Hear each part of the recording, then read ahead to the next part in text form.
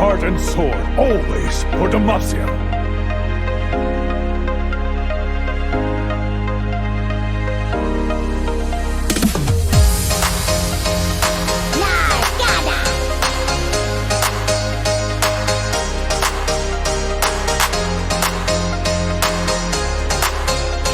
Seems you left your brave pants at home.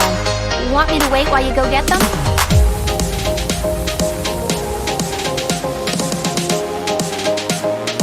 Don't be a scaredy cat!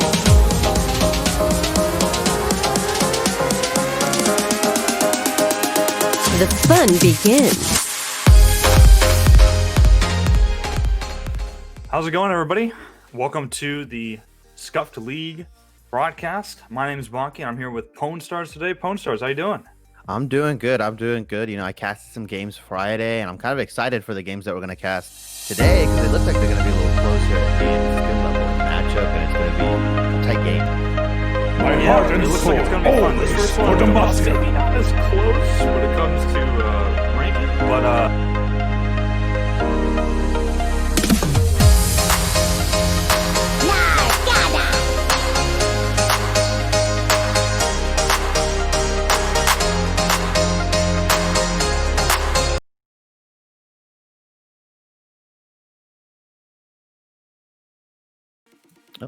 oh, good. Are we good, observer?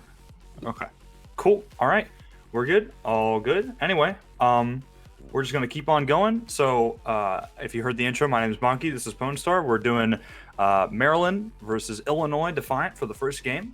I think it's going to be an interesting game. There's a lot of potential for an upset here, but it's also it could be a slaughter. So we'll kind of have to see how it goes. What do you think about maybe the rank disparity? What do you think about some of the things going into this Pwn Star? Yeah, so, you know, in Friday's games, I casted a couple that had some pretty big rank disparity. The California game on Friday, you know, they had a bunch of diamond players where they were playing against gold and silver. And funny enough, they actually were stumbling in the early game. The other team actually had a pretty good early game start. I think they were up maybe 1,500 gold at like 10 minutes. They were like up 4-0 in kills. And I think where we see the disparity doesn't take place really hardcore in laning phase. It takes place, you know, with macro play. You know, how do teams bounce back if something goes wrong, right? And we saw in the California game when they were behind, you know, they were playing to their strengths. They were playing to where they knew where they were strong. They had to, you know, if they needed to concede dragons, they needed to. If they knew they could fight, if they had priority on waves, this kind of stuff. All this kind of, you know, macro play that you don't see in silver, gold, and even platinum. This is where diamond players kind of shine, diamond and above, you know, challenger master. And I think that's what we're going to see. I think the first maybe 5 to 10 minutes of Maryland and Illinois is going to look like these guys are evenly skilled. And once we start getting to objective fights, you know, setting up objectives, setting up vision, all these kinds of stuff, then we're going to see like, oh, yeah, these guys are diamond players, right? And these guys are silver players. Yeah, no, I mean, I completely agree. One thing to note, actually, Illinois does have a sub.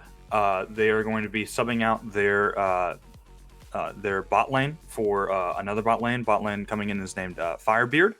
Firebeard is actually subbed for multiple teams at this point, so Firebeard is an MVP right now. Shout outs to Firebeard.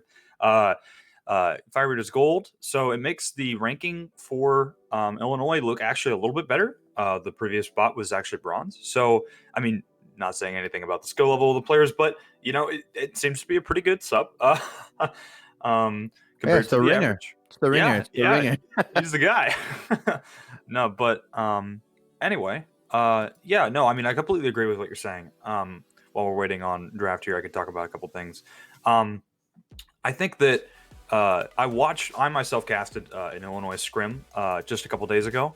They were playing against New Jersey, and they seemed like they knew what they were doing, but it was also really hard to tell some good things because New Jersey played really well.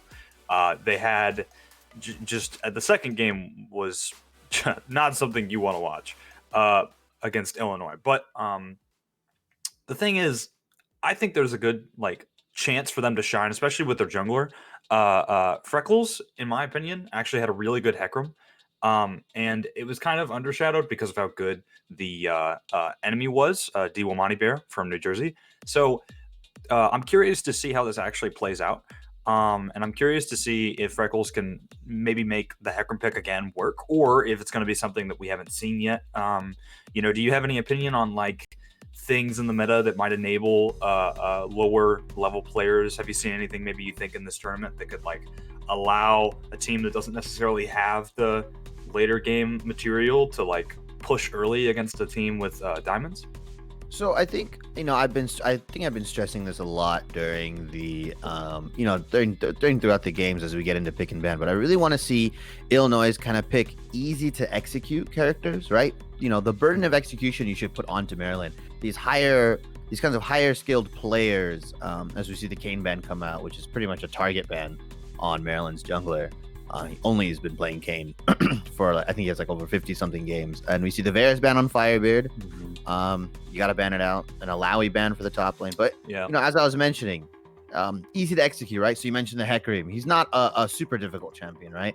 Pair him up with something like the Yuumi in the bot lane. Pair him up with something that can enable him, and he's a champion that he needs to press E, press Q, and then R your carries, and then you're dead, right? Right. And I want to see red side bans the Caitlyn. So this is something that we've been seeing, I think, throughout the tournament. The first day, a lot of teams were banning Caitlyn on red side, and then they kind of were getting punished for it a bit. So I'd like to see what Maryland first picks here. I like to see maybe the Hecarim, like you mentioned. Oh, we might actually just get it. Speaking of Hecarim, no. Also, something to point out: immediately banning the Urgot is something key. And there we go. The Hecarim is locked in. That's actually funny that I mentioned that. Anyway, no, the Urgot I think is a key ban against Illinois because Urgot is their top laner's #1 pick. They have like 650 ranked games, and the next closest is like 20. So Urgot is huge. That's why they first banned it. Just kind of an explanation. So, but anyway, Ashe, very standard meta pick, good AD. I'm curious to see how Firebeard plays this because I heard about their Varus, but because the Varus, I think they played Varus in a previous game that was broadcast, but I'm curious to see how that translates with like how their skill translates with another ADC. And they also locked in Trundle. What do you think about that? I don't like the Trundle pick into. I'm actually super against early Trundle picks. I only like seeing it if the enemy team really has a solid fat tank that you can really take stats from. You're not going to be really taking anything from Hecarim. You're going to be taking his armor and his magic resistance, but he's not building that early on. They usually rush the jungle. They usually rush the beginner jungle item, either the smite the red or the blue one, and then they kind of just go into Triforce and then maybe Death Stance, and then they finish the jungle item. So they're not really going any stats that you can steal, right? I do like seeing the Trundle pick when there's an Ornn on the enemy team, right? When there's an Ornn, a Volibear, these kinds of guys where you can just kind of shred. As we see the Ashe Nautilus, very standard lane. See, and this is an easy lane to execute, right? Ashe Nautilus. It's not super difficult. Nautilus, when you hit 6, you point and click. Ashe, obviously you see some whiffed arrows here and there, but you see them in all levels of play, right? But if you stack appropriately, you can kill anybody. And I like the Nautilus pick. It's a good peel.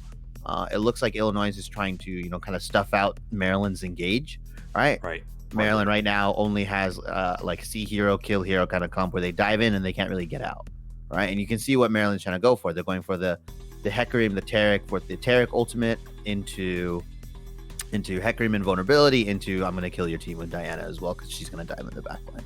As we see the Cho'Gath and Kled ban coming out from Maryland, and we see Maokai again, another pick. I've been seeing a lot of Maokai in this tournament. I don't know what it is. People love the tree. I actually don't like him in top lane. I would have loved to see maybe like a Malphite. If people know how to play against Maokai ultimate, you just stack behind one of the roots as a full team, and it only roots one guy. So, as we see Mordekaiser from Maryland. Right. I was going to say Mordekaiser picked for Maryland. Maryland's looking really AP right now. So they're going to have to get their AD and have something really to rely on with the carry. But like exactly what you're saying, completely agree. I actually find it interesting that Illinois banned the Ornn when they picked Trundle, because you kind of want them to pick some sort of a tanky body that Trundle can use the ultimate on and try and take that tankiness from. But curious they didn't go with it. Oh, okay, and the Echo Lock. All right, so we have the teams.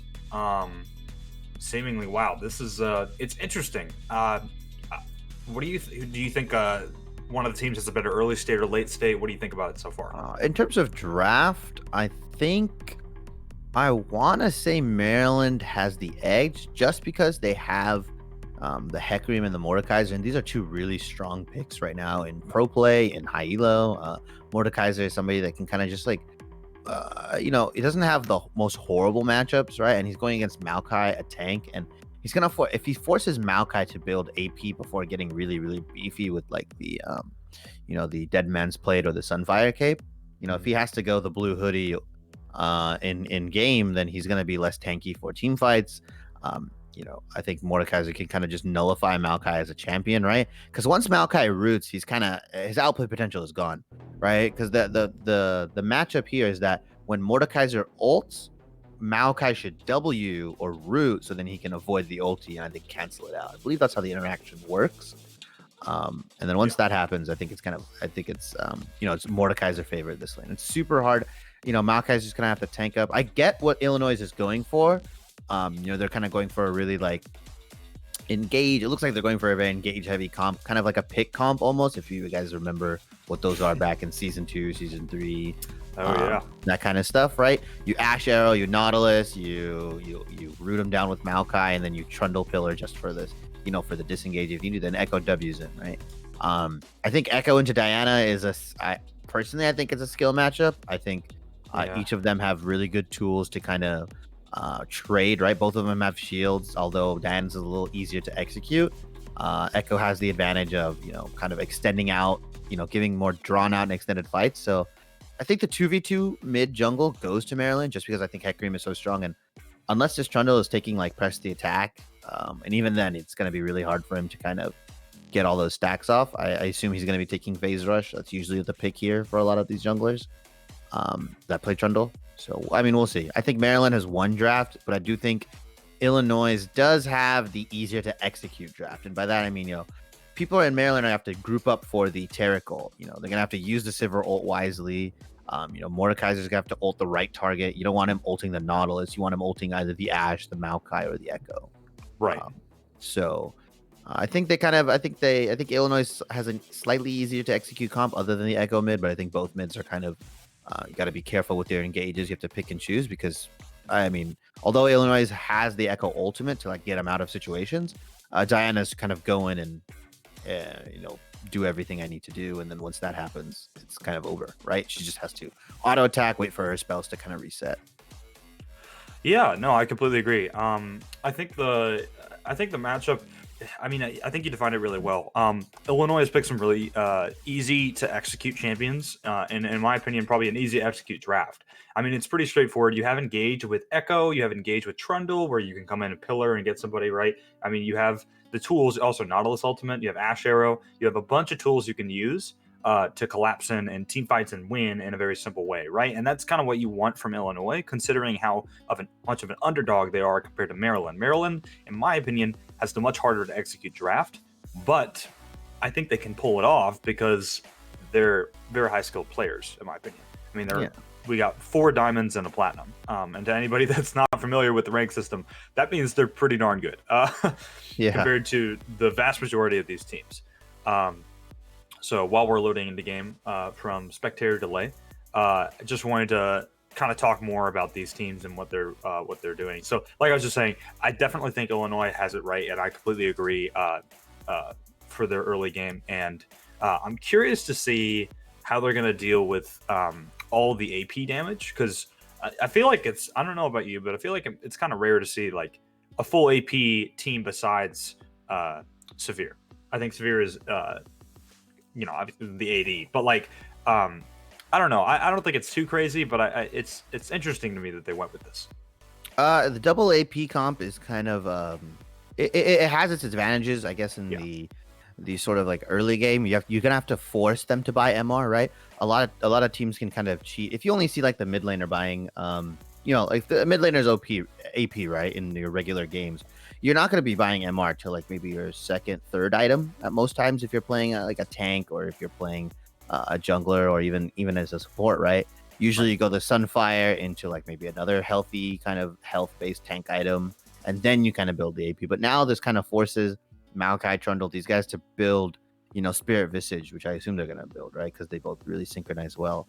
I assume these guys are gonna build Spirit Visage. Maybe Maokai goes for the Sunfire into Gargoyle or something crazy like that. But it keeps them honest. I think that's the true thing right here. You're not gonna be able to get away with just building health because Mordekaiser builds the Leandry's Torment. So I think that's gonna do a lot of damage if they just kind of try to stack health.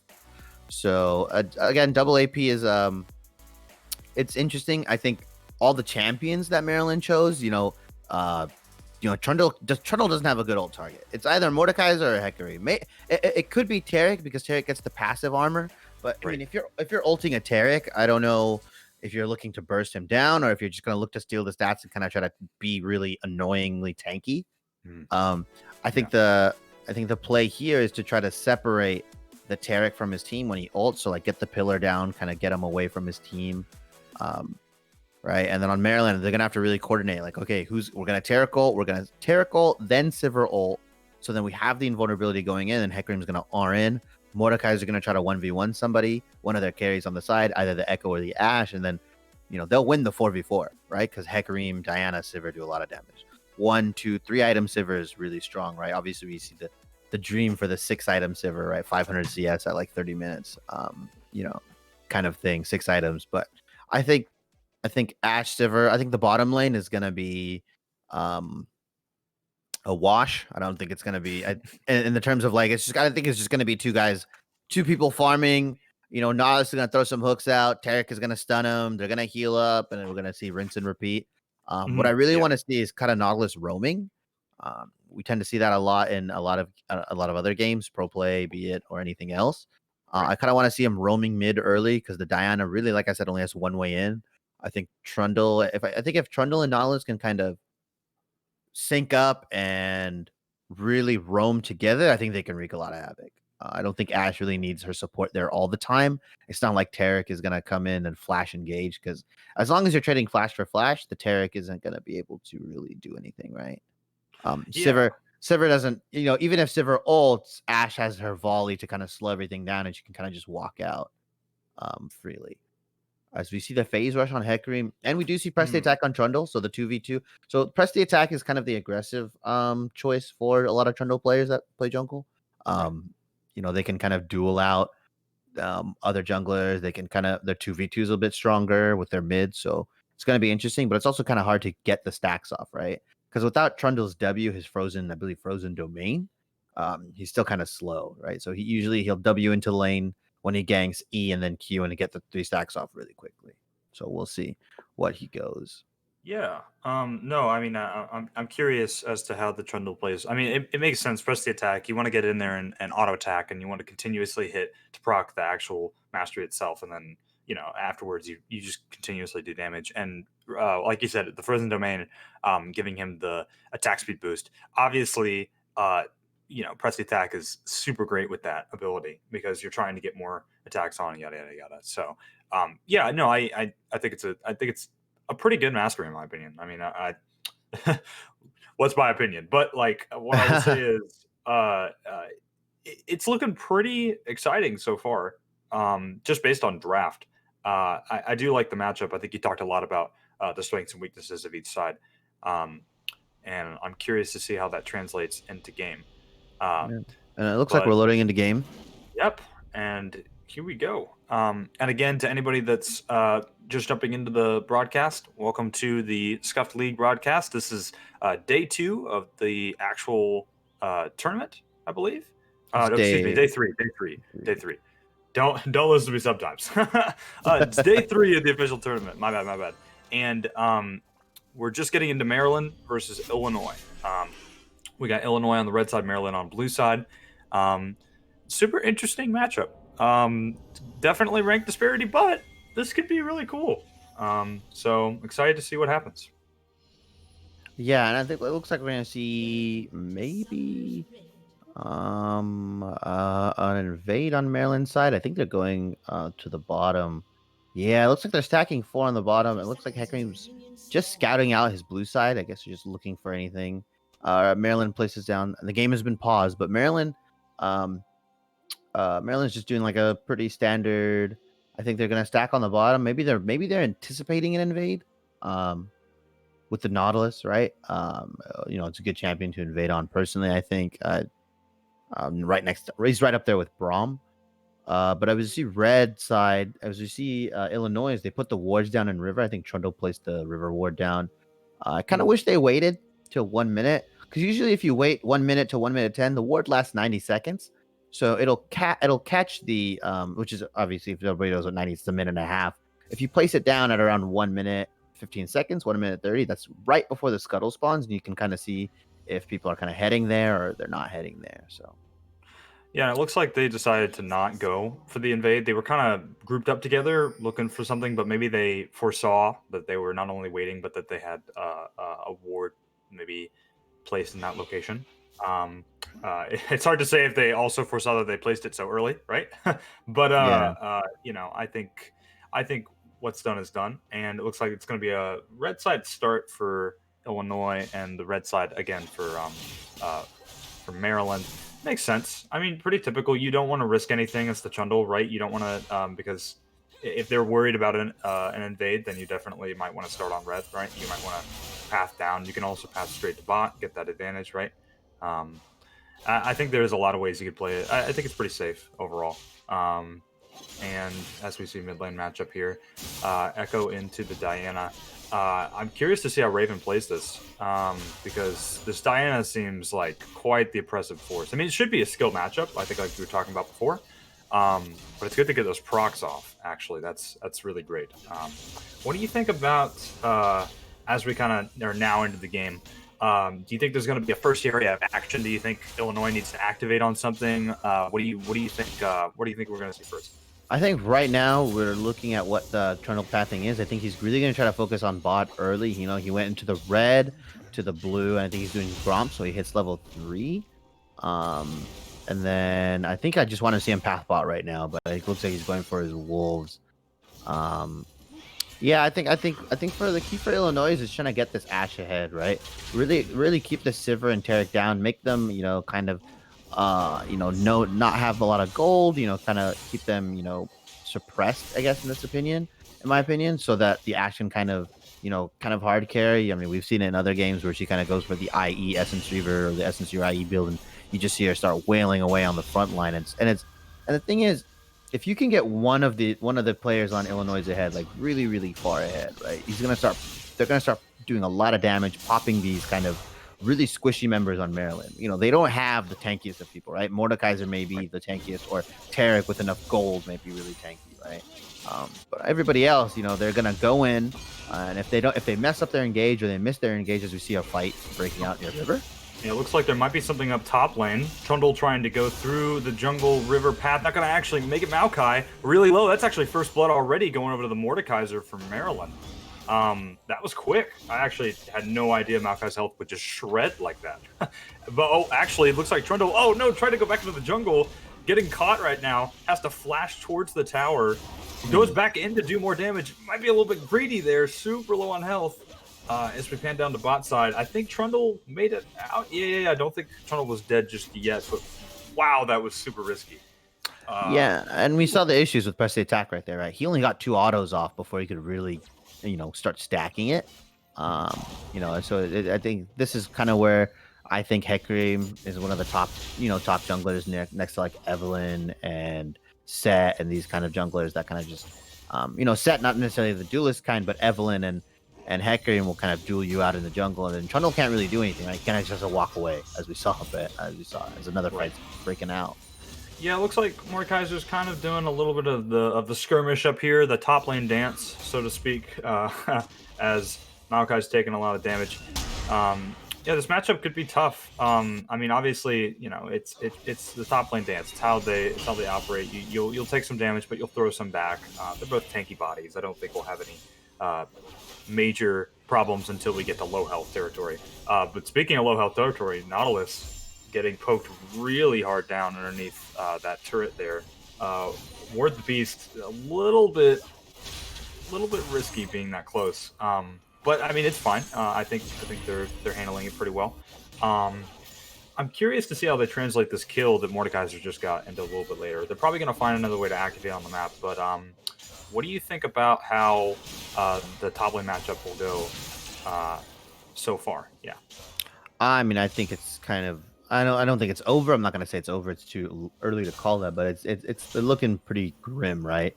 Maokai went corrupting potion into Boots of Speed, which provides like pretty much no combat stats. You can't really get tanky. And actually, Dino trying to engage here has to flash away. Echo trying to go back in, but dies because of the ignite proc. Oh, but the damage is too much. Trundle's gonna die too, and that's a double kill going over for Maryland, and Manny coming up with that second kill. Shout out to Manny, by the way, caster with us on the desk, but Manwalrus. But wow, that's interesting. Yeah, well, I mean, see, so I mentioned the roaming support, right, and how they're super important. They're kind of like the second jungler, you know, if given enough time, and we kind of see the synergy. Maybe synergy, maybe not. Maybe they didn't play together. Who knows? But I think this Hecarim and Tarek have really, if once they start roaming together, it's gonna get really, really annoying. It's gonna get really, really. And Sivir can kind of just stand back, wave clear, shove the if she can shove into Nautilus, and then she kind of stuffs out the Nautilus engage with her spell shield, of course. Very good pick, a really good adaptation on Maryland's side. And I think a lot of teams are going to start picking this up. This is the second Sivir pick I've seen myself. I don't know if Sivir was picked yesterday. She did get buffed in 10.19, so I think she's, feels a little better to play. She's a little stronger as an ADC. So I'd definitely like to see Sivir. She's kind of a go button kind of hero where she presses R and an engage is gonna try to happen at least. Yeah, no, I mean, obviously, Sivir's famous for being able to just kind of navigate the fights and use that ultimate to help the entire team to just get in on these quick situations. Echo taking a lot of damage mid lane. I think these trades are just getting worse and worse for Echo. As we get a stun bot side on Ashe, I don't think they can activate it just yet. They're a little safe with their positioning, but I mean, it's whatever lane we pan to, it seems like there's a lot of damage being taken from the Illinois towards the Illinois laners. So. Yeah, and then top lane is kind of just slowly expanding this CS lead. Right now, he's about almost 24 CS up. Mid lane's about 10 CS up. Bot lane's looking pretty even, right? 66 to 60. Definitely different build paths still. It looks like Ashe is going for the Bork, which I honestly just hate that. I hate that adaptation. I don't like that. There's no reason to go Bork here. None of them are overtly tanky. You're not going to be doing a lot of percentage health damage. I would have loved to rather see the Essence Weaver, so then she can spam W's out, kind of, stuff their engage a little bit, make sure that, keep the Hecarim honest, right? Spam W's out, because she's going to run out of mana really quick, but if she can, auto attack minions, auto attack champions, she gets her mana back, right? Right. So hopefully it's, maybe it's just the Vamp Scepter buy because she needs the sustain, but I really would have loved to see the Essence Reaver buy first, just so she can kind of spam out W's. There's be a dive coming in. This is going to be a dive coming in, and that's a kill immediately. Raven getting slammed down by that Hecarim engage. Meanwhile, top, I think there's also an engage here. Maybe a counter gank, so to speak. Trundle trying to go in for some damage here. Maokai with the ultimate going to root, but I'm pretty sure the flash gets him out, and that's pretty safe for the Maryland top laner. Yeah, and that dive, that Hecarim dive, it reminds me, I look back to the old days of release Hecarim in Season 2, Season 3, I believe, where he was just diving you under double turrets and you couldn't do a damn thing about it. And that's kind of what happened there, right? Diana gets the mid laner low. We've been seeing her aggressively trade into Echo a lot, and unfortunately Echo couldn't ult, I guess, or maybe he ulted during mid lane during a scuffle, and Diana called for the dive. And this is kind of where we see Diamond and Plat players shine, right? Calling for that dive, knowing that hey, I got him low, and then obviously Hecarim having the confidence, like, yeah, I can kill this guy, I can burst him, easy dive right here, and that's kind of where we see the difference, right? Right. In macro play. Yeah, no, and I mean, speaking of macro play, they get the Rift Herald here. Actually, it's Illinois getting the Rift Herald. Never mind. But I mean, it's interesting. I think you have a good point. Illinois may have gotten that Rift Herald there, but I do think you have a good point with the whole idea of, well, I can activate on this pick, right? And that's hard to see as a lower ranked jungler. I don't think a lot of the time you're gonna have your solo queue jungler be like, oh, I'm going to go around into their side of the jungle and go under the tower for you so we can secure this pick, right? I think that's something that comes with experience. You're 100% right on that, in my opinion. But yeah, so Illinois gets the Rift Herald. I'm curious where they're going to put this. What do you think?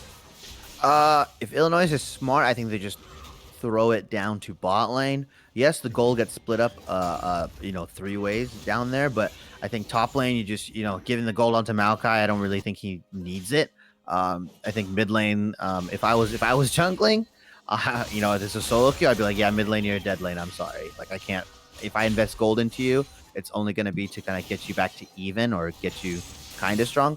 I would kind of love to see it bot, get the gank off, get a couple plates, get this Ashe a little bit ahead, but it looks like Sivir already has the Essence Reaver here as we see another fight. Oh, Trundle hitting back towards the Hecarim. It's actually really close in health. That went back and forth. The Ashe were going to stop him, but Trundle with the flash trying to get away. I think he actually makes it out. Meanwhile, Hecarim having to run back towards. That's a lot of health traded. I don't even know where that went. Nobody actually died. And Manny is just really MVP right now, right? He is where he needs to be. We saw the clutch heal coming in mid lane, and now we see it for as we see top another lane fight. actually is about to be, and they're dead. Neffle's just gone. I mean, that was just top lane diff. Yeah, we saw the matchup, right? He's unable to build early MR, right? Maokai rushing the Bammy Cinder, and I think he's gonna go Merc Treads here with that buyer. No, he's just gonna go into the blue hoodie, but he can't even build that, so he's just gonna get soloed out, right? Mordekaiser has the proto belt. He's gonna jump onto you, and you're just kind of done. And I think that's what we're gonna see here. But yeah, as we were mentioning, the support really being in the right place at the right time. I really like that. He's where he needs to be. He's getting the heals off, getting the stuns off, and props to Manwalrus here. Really, really good job so far playing the early game. Right? Yeah. Again, shout outs to Manny for being able to execute on that play for sure. So see the rift being used mid? Yeah. Again, I really like too. Yeah. Oh, actually, there might be an engaged bot side as we were looking towards mid. No, there's actually engaged in both lanes. Mid lane, a lot of damage being taken. That's a Trundle already dead on the side of the Illinois. Not going to be a good trade there mid lane. Meanwhile, back in the bottom lane, Ashe is getting really low. Manny for the flash. The counter flash. Actually, I believe that was the ultimate being used too. Not going to be enough. Oh, and I think Nautilus is going to be the little prize reward here. And that's an overall 3 kills for the side of Maryland. It's 9-0 at about 13 minutes. Yeah, and we kind of see this game slowly devolving into what we expected, right?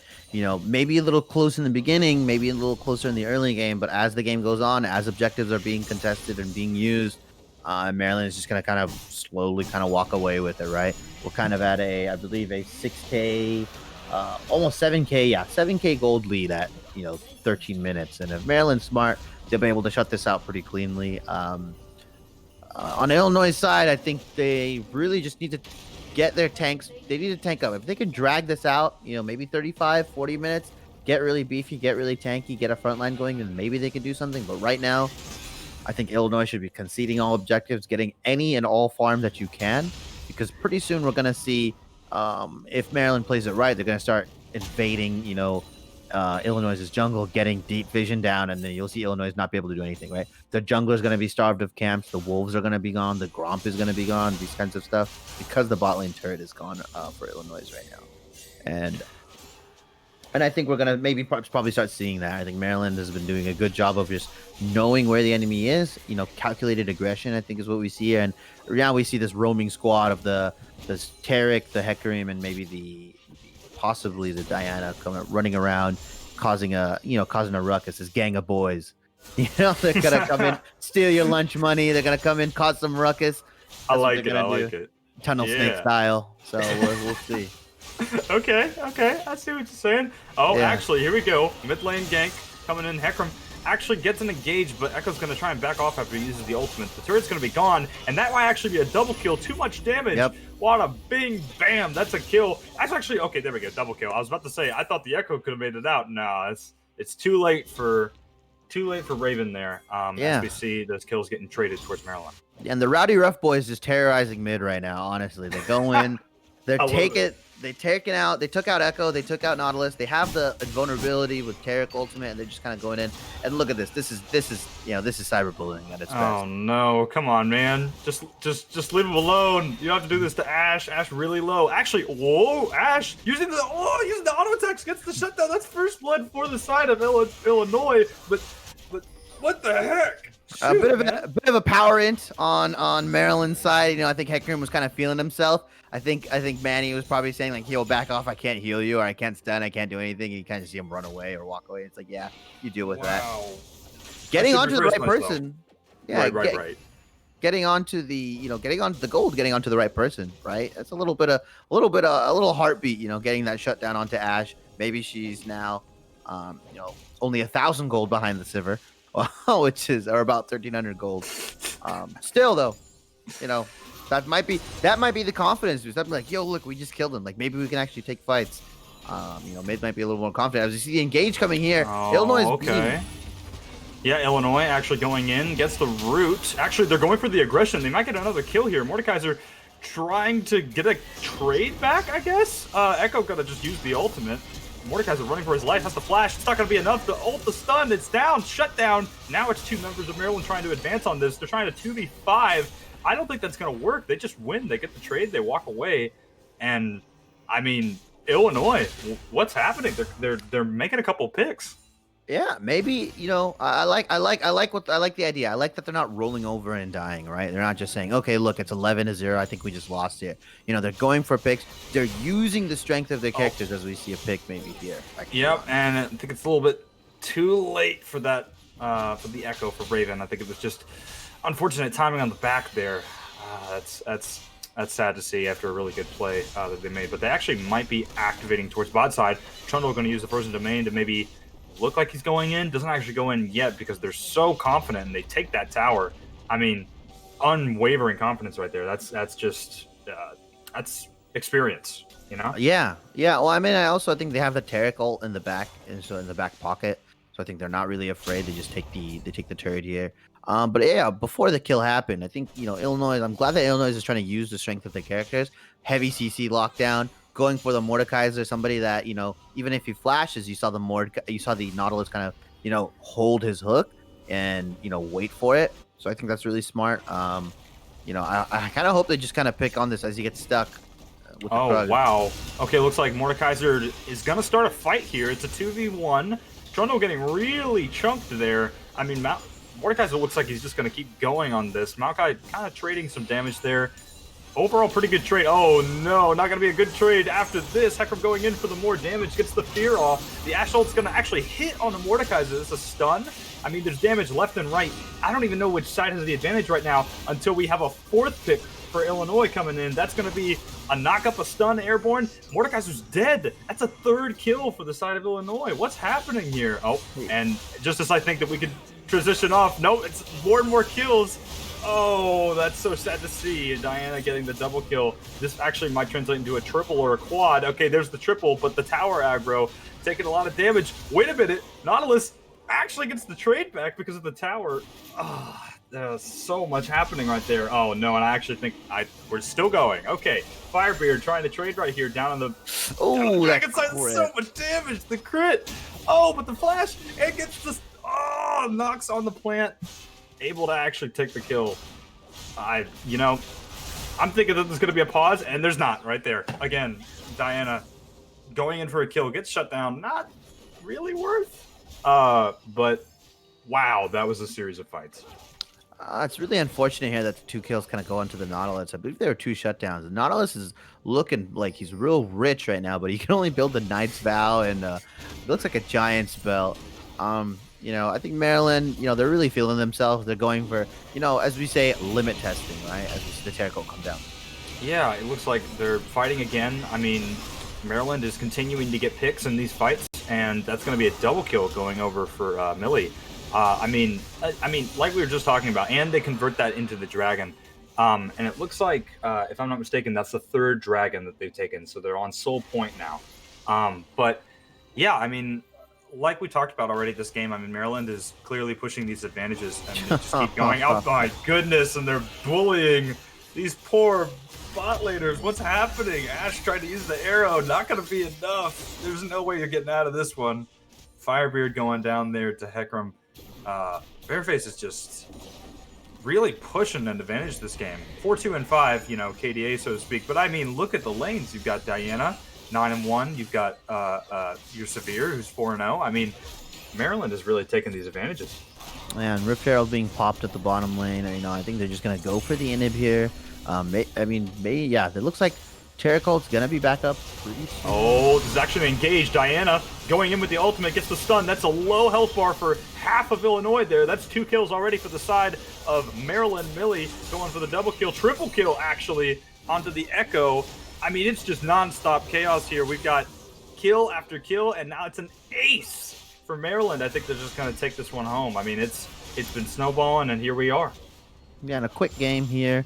Quick work from Maryland. This is what you like. This is what I really like to see from these kind of top-tier teams, right? A fairly clean game. Obviously, a little bit of a power inting here and there from Hecarim and Diana, a little 1K shutdown. But, you know, overall, very clean game. Macro was clean. Overall, decision-making was clean, as we might see a little defense from Illinois. Oh, actually, I think they are entertaining this defense here. They're trying to go in for the damage. Not going to be enough to save themselves. Nautilus is going to be dead. Maokai's going to be dead. There's almost no way they stop this. It's just a bloodbath at this point. Maryland making quick work of Illinois. And I think this is exactly what we predicted, and this is how it's going to go down. Maryland takes the win in their first round game. Yeah, and this is what a top team kind of looks like against someone that's a lower skill disparity, right? This is what a team of diamonds and plats will do to golds and silvers, right? You just saw the stark difference, right? Assuming these guys are on voice chat, assuming these guys are communicating. I mean, Maryland's macro was, you know, for the most part, if I was to give it a grade, it would be like an A minus, right? It was super clean up until, like, you know, them kind of tower diving and trolling a little bit. But overall, just their gameplay was very clean. You know, the way they played around objectives, the way they kind of just played around each other, right? I think Manny really kind of helped out in the early game in that mid fight and that jungle fight that happened around bottom, where he kind of got the heals off, got the flash stuns off, and I think Hecarim did a really good job of just kind of contesting Trundle and everything, and that's what you should do, right? Trundle very weak, you know, in the early game, can't really get the press the attack stacks off, and Hecarim is just a better champion in this sense. Yeah, I don't really know. It's even this is what it looks like. This is what it looks like. I think this is a hopefully Illinois can take something away from this. You know, there obviously were a lot of mistakes, and you know, playing a team of this caliber, it's kind of hard to just, you know, sit there and be like, what did we do wrong? Well, you might have done almost everything wrong, right? And it's not. It's unfortunate that, you know, hopefully they can take a lot away from this game.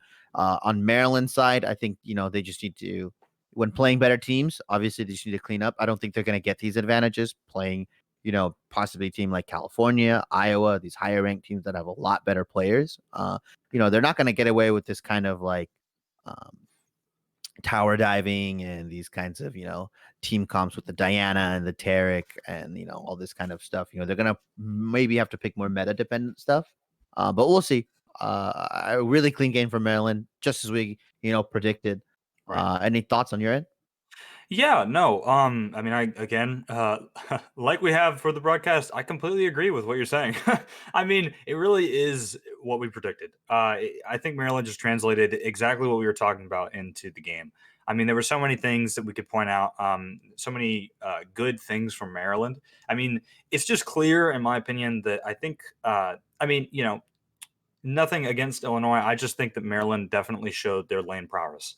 I mean, you're talking about 4 diamond players with a plat who is definitely playing up to these skills, up to the skill level of these diamond players, just smashing in their own respective roles. I mean, when I was commenting it was basically just every lane was getting advantages and winning the trades. I mean, Diana pushing in on the Echo and mid lane.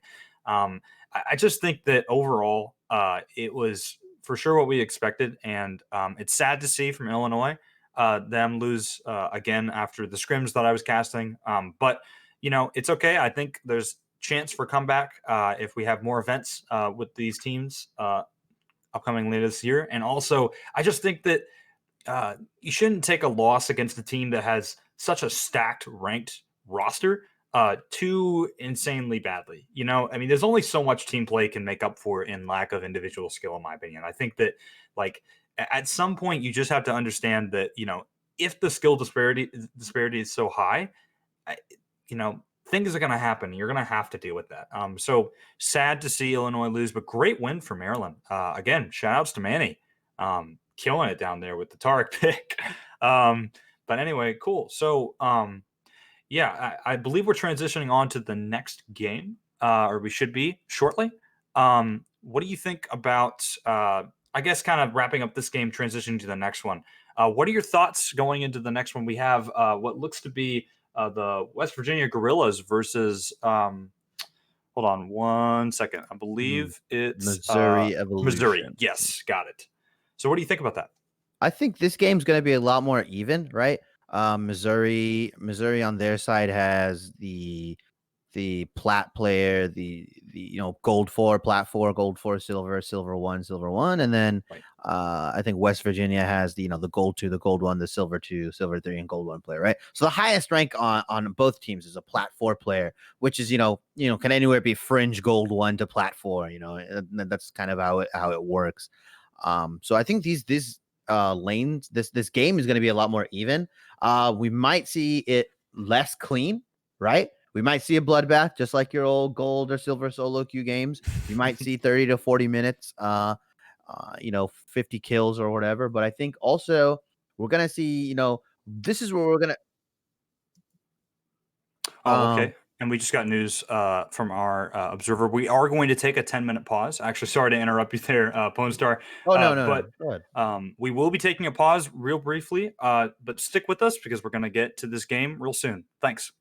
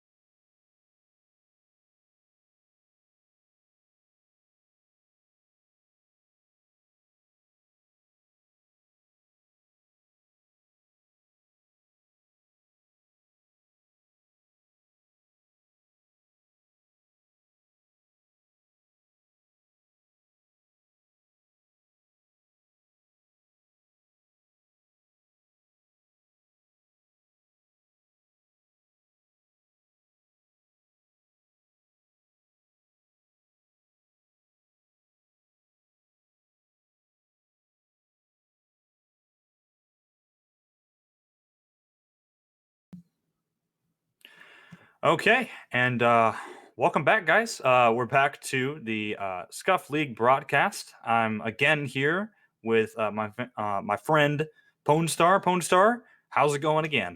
Oh, it's going good. We're getting back into this game, and it's gonna be a Mhm. lot more evenly matched, right? We have highest ranked player is a Plat 4, and he's the jungler for I believe West Virginia, Yep. and and the highest ranked player on Missouri is a Gold 1 player.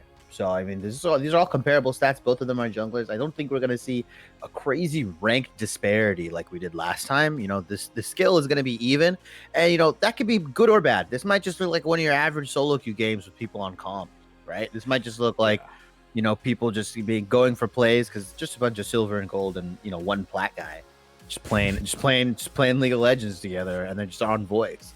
Yeah. I think we're not going to see as clean macro. Unless these guys have been scrimming together or playing together for a while. I'm not sure their background, if West Virginia or Missouri, these are a bunch of guys that played together or not. But I think we're going to see a lot more disparity in, better champions, right? So, and what I mean by that is like, if someone's picking Hecarim and, Missouri picks Udyr, you're going to see Udyr lose, right? You're going to see that champion, not be able to keep up with. So I think this is where meta picks are really important, right? Or just strong overall meta picks are super important, right? Yes, comfort champs are important. If you're better on one champion than the other, go for it. But at the same time, we're gonna see where if West Virginia or Missouri can kind of play the Caitlyn, maybe play a meta mid laner or a meta top laner, and some of these guys can't.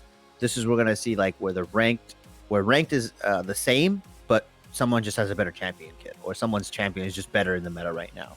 Right, items are better to build, stuff like that. Right. Yeah. No, I completely agree. We were talking. It's literally solo queue just with voice chat now. You've got a couple people talking to you now about your picks and telling you if you're right or wrong. But Yeah. no, I think it's super interesting because coming from the last game was super like rank disparity, right? Like there was a lot of difference between the lanes and individual skill. But this game is literally like a solo queue game. It's like, oh no, the other team got lucky and has a plat 4 basically. Like that's kind of what I'm getting from the feels of the ranks themselves. But no, I mean, I agree. I think it's going to be based on champion picks, and I think meta is an important thing. I'm around this elo. I know a couple things about the meta, but I definitely think that they might have something spicy to whip up. It might not just be a super bland meta game. It might be something a little bit more exciting because this is the tournament. This isn't a solo queue game. This is more than that at this point. So hopefully more than that to these players. We'll see how that shakes up. And just kind of talking about the tournament, now that I can relate it to that.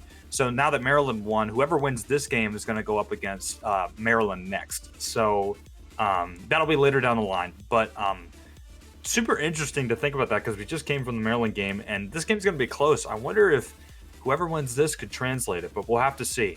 We'll have to see. Yeah, and I mentioned comfort picks, right? And we have on West Virginia's side, they have like a guy who plays on AD, pretty much primarily Draven, right? He's got 53 games on Draven. Cam is the AD, I believe, for West Virginia. He plays 53 games of Draven. His next played champion is Caitlyn at 9 games, right? So I'm looking to see, this is also where the proper prep kind of takes into place, right? You can actually push people off comfort champions here, right? Because the ranked is so close.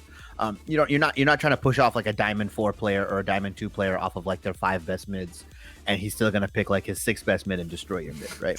That's not gonna happen. That's not gonna happen here. If you push these players off of their picks, right? You're gonna see a significant, ideally, if you're the enemy team, you're gonna see a significant drop in skill, right? These guys aren't as comfortable. Maybe they're not comfortable with the champion mechanics. Maybe they're not comfortable with their fundamentals. Maybe these guys just, this guy just likes picking Draven a lot, and he understands the power spikes.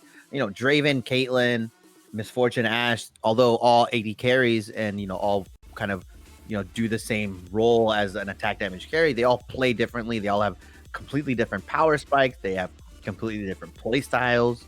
And you know, if you push some of these guys off of their most played champions, you're gonna see them make more mistakes, and you're gonna need to be able to capitalize on them, right? And I think that's gonna be the big thing here. Yeah. On Missouri, you know, West Virginia looks like they have a pretty good, you know, even champion balance though. Other than Cam on their ADC, their jungler Chad Monkey, you know, plays Echo, plays the Graves, plays the Olaf, a lot of meta, you know, pretty good solid plays the Fiddle and the Cane, and it looks like and then you know, the AD on the jungle and support side, they all have a very like wide sort of champion pool, so it's good. Other than you know, their ADC, but from Missouri side, it looks like they also have a pretty solid champion pool. It looks like their ADC plays a lot of Varus though, so we might have Firebeard 2.0 here. Shout out to Firebeard. Yep. Yeah, he has 84 games on Varus here, and then it looks like we have the support player plays quite a bit of Annie. Yeah, 78 games on Annie, then 35 on Leona.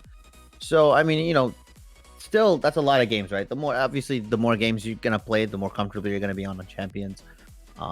You know, Missouri's jungler plays Sejuani, plays the Rek'Sai, plays the Jarvan. Really, I think kind of leans into this tank style support jungler, which honestly sounds like a good thing, right? Right. You know, Yeah. I really want to see these easier to execute champions, right? Sejuani is a point and click kind of stun, and you know, I'll tank up, and that's it. Yeah, no, I completely agree. What I will say is I was doing some quick research myself as well. L Monkey, who's the support for West Virginia, is not really a support player. They don't have a lot of support games at all on their ranked history, in any sense of ranked. And the only few support games I've seen are Nautilus and Leona. So it looks like those could be maybe the picks, because their actual like ranked records. I mean, they're, you know, Wukong, Mordekaiser, Ezreal, Gnosis, Senna. All of these are not support champions. So I'm curious to see how this person's going to translate it. That sometimes happens in this tournament, I think, and just with teams in this ecosystem, is that you're going to have players that want to play for your state that aren't necessarily mains of that role, but they were there in the beginning, right? So they want to like be involved, and so they'll learn a position. So maybe El Monkey is trying to learn support, and maybe I'm wrong. Maybe there's another account that has more statistics for support. We'll have to see. So that's kind of interesting. But we can kind of keep talking about some things that we see from maybe the OPGGs before the draft starts, because we will get to that shortly. But yeah, anything else you see? Anything else you want to talk about? Maybe like meta-wise that could impact these teams at this level? I think like I said, and I stressed this, I've been stressing this all kind of, you know, tournament all day today. You know, pick the easier to execute composition, right? Pick the Sejuani, pick the, you know, the Orianna, pick the Ashe, the Caitlyn, these kinds of really standard good champions that you know, will stat check a lot of the you know, maybe the fringe or niche champions that these other guys play, right? Play these champions that you know, can you know, front to back team fight really well, right? That you know, don't need to rely on a 1-3-1 split push or like some weird sort of you know, 1-4 or 2, you know, kind of like these odd kind of harder to execute game plans, right? We saw it in the last game too, right? Illinois, although they were down, they were still able to make some picks. They were down a lot of gold, right? They were down like 11-0 at one point, 12-0, and you know, they were able to make a pick with the Nautilus, the Ashe, and the Trundle, the Maokai, right? These kinds of picks that just kind of lock you up, and you can't really do anything about it. And I think that's what I want to see here. I think that's what the team that has the easier to execute comp is going to win. Maybe 7-8 times out of 10. Teams that can, you know, play around objectives well, right? We are in a dragon centric meta right now. You know, it's all about getting early drags, getting the dragon soul, you know, forcing the other team to react to your objective control as we get into pick and ban here. And what do you think the bans are going to be? What do you think the first couple bans are going to be on West Virginia side? For West Virginia, it's a good question. I think West Virginia for Missouri. Let me look at a couple things here real quick. Yeah, I think they're gonna ban the Sedge personally. The Sedge, the Annie. I think these are the first two, and the Varus. I think those should be the first three bans on West Virginia side. Get Missouri's ADC off of Varus. Get the support player off of Annie and put them on something uncomfortable. Yeah, no. I mean, in my opinion, when you look at the OPGGs, there are a lot of games that are like they have like 24 played, 19 played, and they're really close. But yeah, no, definitely. I think what you were saying, the Sedge, maybe even Rek'Sai, because Rek'Sai is also a high pick by the jungler as well. We're already in the ban phase now. We have Sejuani, like we were just talking about. I think you nailed that on point. And we've also got Urgot, both being banned by West Virginia. But on the other side, Draven and Echo. Interesting. They're kind of targeting different areas with all of these picks. So, I mean, this does seem kind of more like a solo queue-esque meta-based pick ban so far. Yeah, well, it looks like the Missouri got the Draven ban, right? They got him off, his comfort. West Virginia, like I mentioned, bans the Sejuani. But I think Missouri has their jungler has a pretty decent pool, right? They can play the Jarvan, the Rek'Sai, like you mentioned. As we can't see the third ban for West Virginia. Yeah. Okay, the missing ban is Alawi. We got just informed. Sorry, guys, but it is Alawi. It's a weird visual bug. It's all good. And they actually first picked Caitlyn. Yeah, and this is the red side needs to ban it. I always mention red side needs to ban Caitlyn, or they need to have a good counter for it, a good answer for it. As we see, the Ashe is very standard. I love the fact that West Virginia picked up the Caitlyn. I want to see if they're gonna pair it with the Morg. I don't want to see it paired with the Leona or the Annie. I want to see it paired with Morg, Lux, and Morg Lux is really good here. Morg is really good here. You can negate a lot of the CC, can kind of stuff out the Braum a bit, stuff out the Ashe, threaten and engage because Ashe is the most mobile of characters. So I would love to see the Morg pick right here from West Virginia's side. Not sure if their support plays it a whole lot, but not a really hard to execute champion. As we see the Morg, I think they're listening to me. I think they have me looped into their feed. I think you guys are cheating. If you guys are, I'm just kidding. But the Morg, Caitlyn Morg super strong. We know the combo. It's the bind into trap into you're dead, and that's just kind of it. Braum works here though. Braum works here, right? He can get the shield down, block some of the damage, but it's a super strong lane on West Virginia's side. Although Cam may not be super practiced on Caitlyn. Like I stressed earlier this tournament, an ADC with good fundamentals can play Caitlyn really well, right? She relies on she's a character that relies on really good fundamentals, right? Range leashing, placement of traps, using her 50 caliber net, kiting, all that stuff. Very fundamental. She's not like the Kai'Sa or the Jhin that have like odd mechanics, as we see the Nidalee pick on West Virginia and the Rek'Sai for Missouri, like you mentioned earlier, right? Yeah. So Rek'Sai makes sense because Rek'Sai is one of their most picked when it comes to the jungle. I believe it's second most picked beyond the Sejuani. So definitely makes sense. And it's interesting seeing Nidalee too. Nidalee versus Rek'Sai. This is, honestly, I'm not a jungle main. I definitely don't know enough about jungle, but this seems like a really interesting jungle matchup. You don't see this too often. I mean, Rek'Sai is not like an uncommon pick, but Rek'Sai and Nidalee in the same game is pretty interesting in this elo. What do you think about, maybe as we transition to these bans here because they're getting out the mid, what do you think about that jungle matchup too? I think the jungle matchup, we've seen a little bit more Nidalee in pro play, right? We see a lot of these guys kind of either pick the AP heavy, Evelyn. These Nidalee is kind of like the give me the strong pick, give me the carry, I'll carry you, I'll land spears, the more mechanically demanding champion. Rek'Sai, I don't actually like Rek'Sai in the meta right now. I don't think she kind of fits. She doesn't really do anything after the first, maybe 8 to 10 minutes, right? Yeah, and she kind of has to. It's the burden on her is to get off these really early ganks, right? Use these interesting. As we see a Tryndamere pick here. Wow. Okay, that's odd. Okay, I like it. Have we seen that yet in any of the games? No, I don't think I've seen his Tryndamere in Scuffed League. This is the first one. This kind of this is interesting, not going for the standard lane top matchup as we see a Cho'Gath as well. Yeah, I mean, pretty typical response to the Trinamir. I mean, Cho'Gath. But Cho'Gath's not really. Oh, this is. I don't even know what to think because Trinamir is just such a wild card because you're gonna have to see how they do in the game, right? I think Trinamir is a super like skill based champion with being melee and just being a lot of damage that the enemy has to deal with, and their team is not really that tanky, to be honest. So that's a super plus for Trinamir. I mean, Lissandra might try an ulti, Cho'Gath might try an ulti. Nothing will actually really stop that Trinamir when he runs in there. That's gonna be crazy. I'm super curious, and they've got one last pick here on the side of Missouri, going in for the Camille. Okay, makes sense. I mean, I think they're kind of. Actually, you know what? That is a good question.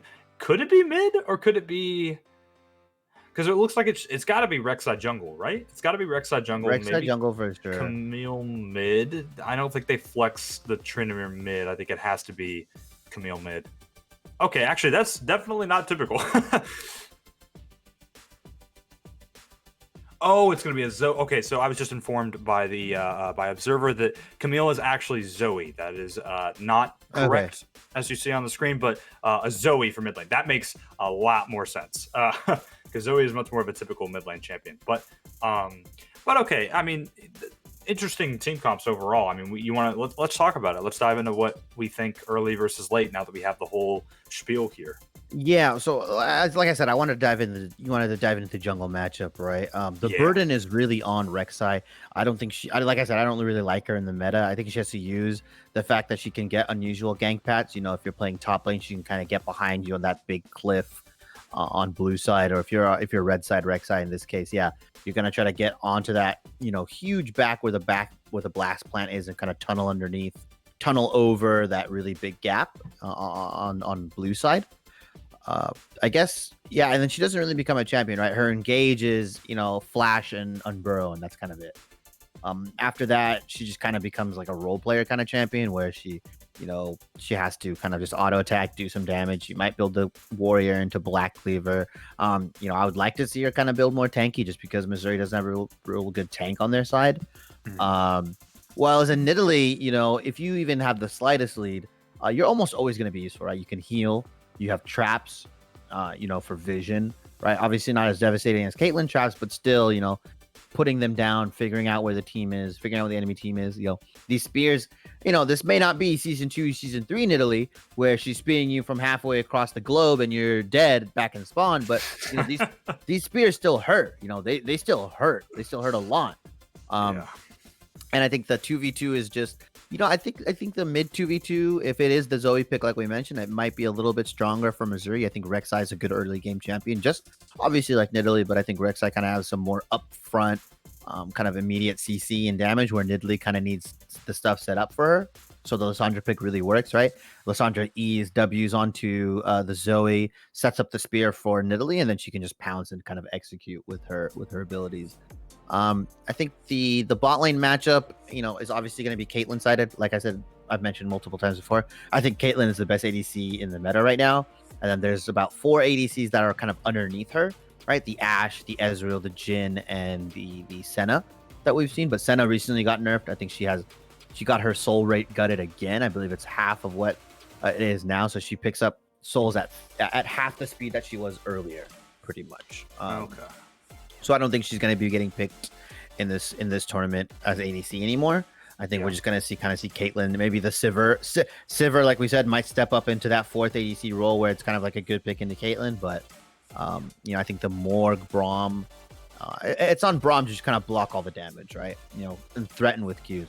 If Braum can effectively threaten with Qs, get the Winter's Bite down, then I think, it'll make West Virginia play a little scared.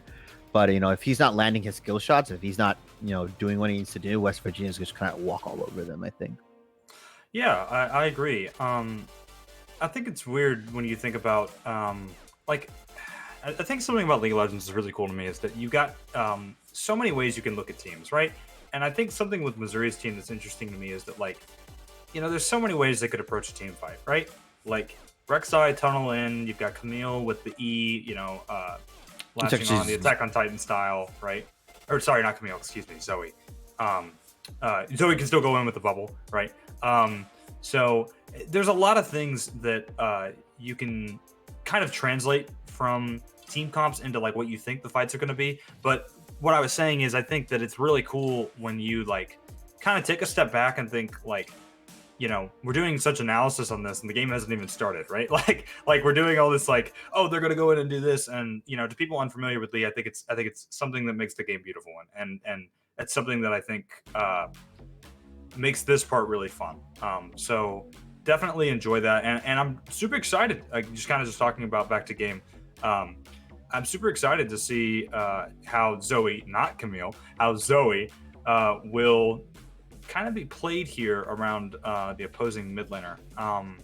You know, I think we talked about jungle, we talked about bot. I'm not sure we talked about mid, but what do you think? Anything else you want to kind of comment before we begin spectator delay and start talking or commenting?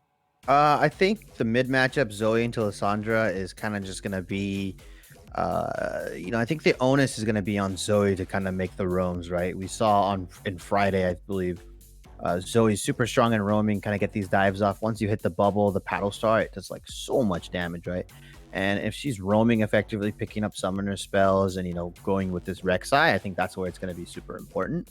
I think for Missouri's game plan, I think you just try to snowball the Tryndamere here. You make the matchup, you know, kind of annoying for Cho'Gath. Obviously, Cho'Gath can kind of tank up, you know, silence the Tryndamere. There's a lot of outplay potential, right? Tryndamere ease in with his whirling death of, like, you know, his blade. He just screams at you. Cho'Gath can Q, silence, potentially get the silence into eat, so then Tryndamere can't ult, and then, you know, that's kind of where the skill matchup is. But I would love to see Rek'Sai and Zoe kind of just focus on this top lane, get Tryndamere ahead, and force, you know, more than one player to answer him in, you know, the mid game into late game, right? Everybody knows what a Tryndamere can do if you just leave him alone and he just split pushes with his Tiamat, his Essence Reaver, whatever the build is now. These crazy Tryndameres are playing, you know, they're going like AP now sometimes, I think.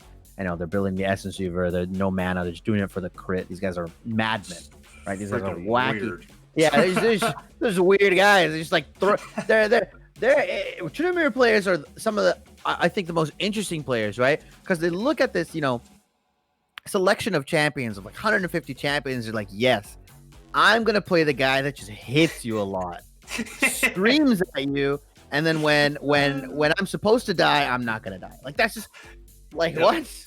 Yeah, of all the champions you could have picked, you picked the guy that screams at you like a maniac and just doesn't die. That's your go-to. That's your spiel right there. And that's, hey, you know what? That's League of Legends, man. I love it. Yeah.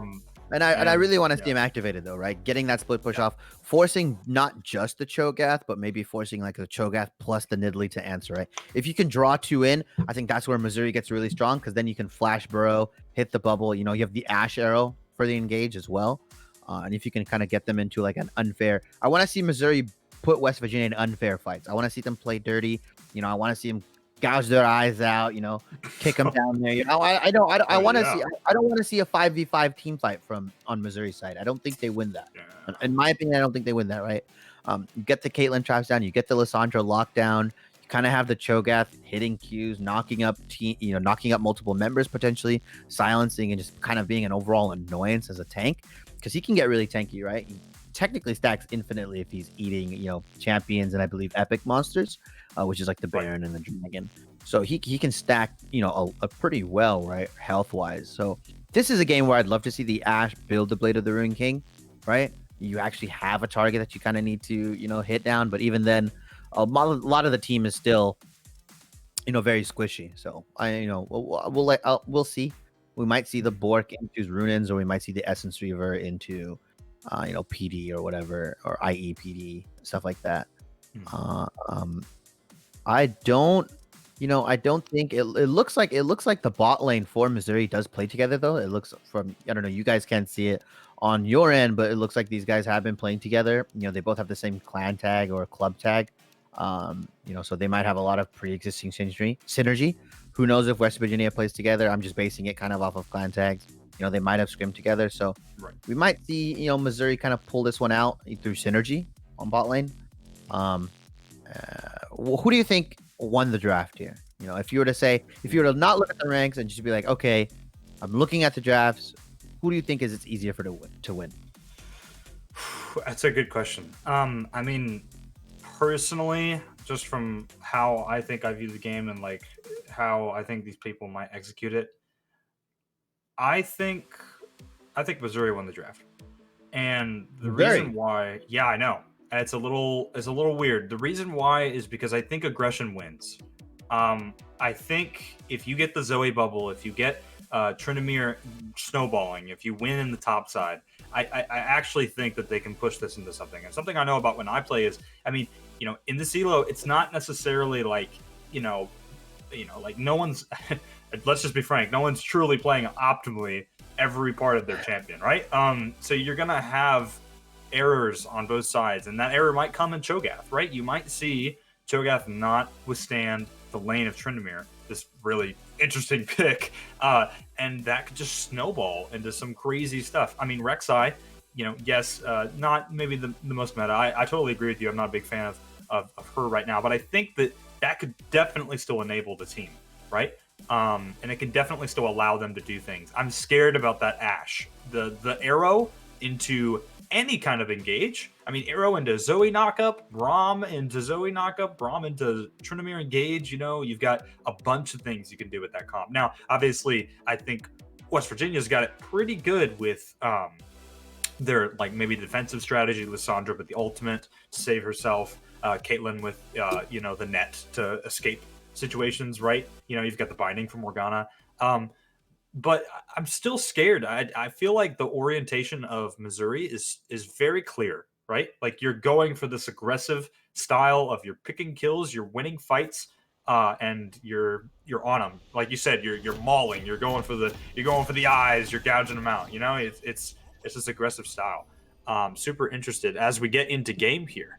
So yeah, I mean, we're just gonna have to see how this one plays. And to anybody just now joining us, thank you for joining the broadcast. My name is Baki. This is Pone Star with me here. We're just getting started into the second game of the day. This is West Virginia versus Missouri, getting onto the Rift and looking at what will be happening in the early game. They're kind of all sitting in the bush. They might go for an invade. What do you think about this?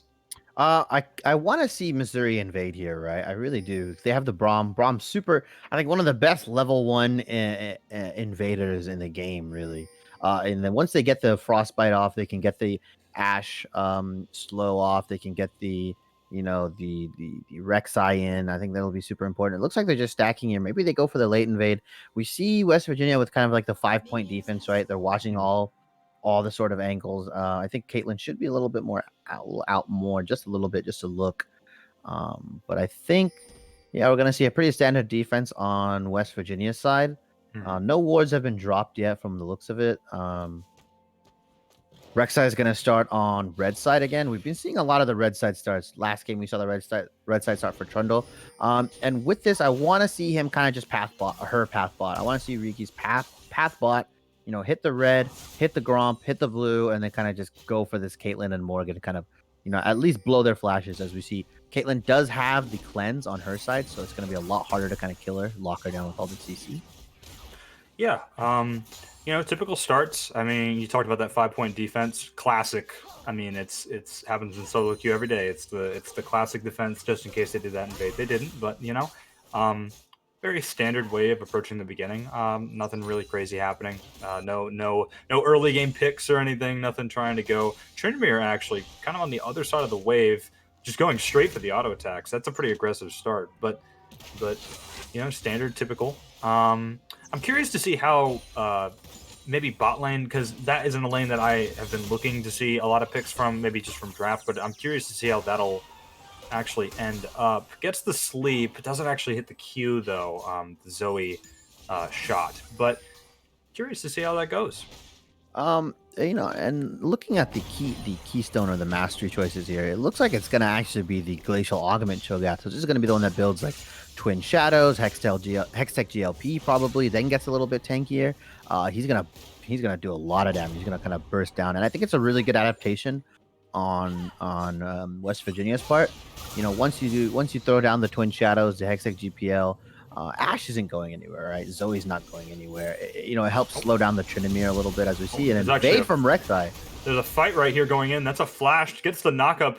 Nearly going to have to flash back in response. Meanwhile, top lane, there actually is a little bit of a skirmish there, too. They were really low health. Rek'Sai kind of going back out of the jungle. That was super close. I thought Nearly was dead there for sure. Chad Monkey scraping away with a victory when it comes to that little skirmish there. Yeah, and it looks like Chad Monkey is actually not being a Chad right now. Doesn't take the duel. And Nidalee kind of gets low, I believe, on her first clear. It's hard for her to kind of stay super healthy as we see. Oh, that's a knockup. Actually, has to flash to get away from the damage. Sorry to interrupt you, but dang, that was really close. That could have been a fight. Actually, speaking of fights, Rek'Sai coming into the bot side gets rooted. That's a slow for Morgana, and it looks like cleanses. Okay. Super smart. Sorry, excuse me. That wasn't the Morgana. That was the Caitlyn. Uses her cleanse. Correcting myself on that to get out of that. Thankfully, they had cleanse there to use because if they didn't, that would have been much worse. Yeah, and it looks like heal was used on Brom's side. I don't like that Rek'Sai tunneled during the engage. I would have loved to see her just kind of eat the Morgana binding first and then go for the tunnel. That's how you burn the flash. As you see some aggression, narrowly misses.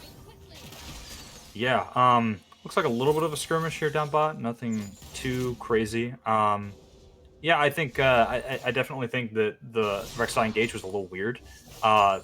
Not great because they got rooted, and after they were rooted, they didn't really have. She couldn't really activate on that, but interesting to see that it wasn't. It wasn't the downfall of it because they did force out the cleanse, which is super vital when defeating the Caitlyn Morg bot lane. So. There's also some stuff happening in the top lane. That's a knockup, actually. A lot of damage. Trinivir getting really low. Trinivir's not level 6 yet, so they can't be unstoppable. Having to run, that's first blood. Just goes straight under tower. And that's it. Wow. Yeah, and that's the weakness of Trinivir. I'm really glad that West Virginia kind of called for the dive early, right? Because you're not going to be able to dive them at level 6, right? It's going to be super hard. It's going to be super difficult. And like I said, I want to touch on the Masters real quick. Zoe's taking the unsealed spell book, so she's going to have possibly teleport in the lane as we see the cleanse used by bot lane. That was preemptive cleanse. Super preemptive. Yeah, I think the Braum should have just shielded there, right? And all the damage would have been done.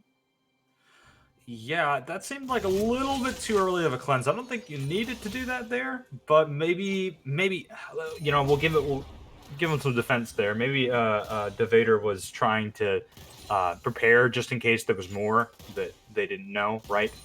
But that's a little bit not necessary, so to speak, to cleanse that early. So I guess we'll see if they can continue to not get pressed too hard in the bot lane. Mid lane looks pretty straightforward of a matchup too.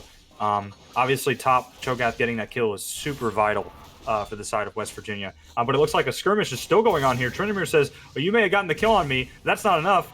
Oh, the crit actually almost kills, takes a tower shot and gets away, but that was really scary. Oh, meanwhile in the jungle, Chad Monkey actually, again, not being Chad, having to jump away with little to no health left, makes it out with like 20 health. Yikes, that was close. Yeah, I think Rek'Sai didn't actually use the Prey Seeker there. I think if she burrowed back down and then queued the Nidalee, then I think she would have been dead. A lot of mechanical misplays kind of happening right now. It was what we expected a little bit, with this game. But yeah, I don't know. This Rek'Sai is doing a really good job of making sure Nidalee can't do anything on the map. Although she did kind of affect top lane on that dive. You would think that Nidalee would try to gank, have a bit more pressure, very strong champion. Whoa, that was a Cho'Gath ulti out of nowhere. It just wasn't even prepared for the damage that was going to be taken. Trinimir had the ultimate, but didn't use it in time. Ooh, and that's a dragon. Right? Yeah. Wow, that's good for the side of Missouri with the dragon, but yikes for top lane. Yeah, if Missouri can get these early drags in, they can force like a 22-minute, 23-minute soul, right? 22 to 24-minute soul. And, that's a very good timing for a Dragon Soul. I think at this point, you just kind of, if I'm Missouri, I don't invest any more resources into top lane. It's clear that this Trinimir is, I'm not going to say feeding, but, he's going to have to play weak side. He's just going to have to not ever group, build the Tiamat, and kind of just look to split push against this Cho'Gath. And I think Rek'Sai should try to go down and affect bot lane more. You saw him blow the cleanse. I'm pretty sure bot lane called for that earlier. I want to see this Rek'Sai go use the tunnels, use the pathing a bit more, because right now, we're rearing up on about 10 to 12 minutes into the game, and Rek'Sai's 0-0, right? Hasn't affected any lane. And then I don't think she becomes a super effective champion. The longer this game goes on, she really, like I said, only has the flash on Burrow, and a lot of these teams have a way to counter that, right? Yeah, you're not gonna flash on Burrow on the Cho'Gath. He's gonna be too tanky. He's gonna burst you down. It's gonna be hard to do it on the Nidalee because she can just pounce away. If you do the flash on Burrow onto Lissandra, she can just stun you and then you're dead, right? Caitlyn has 50 caliber net. She has the cleanse. She has the flash. She has Morgana E if she really needs it.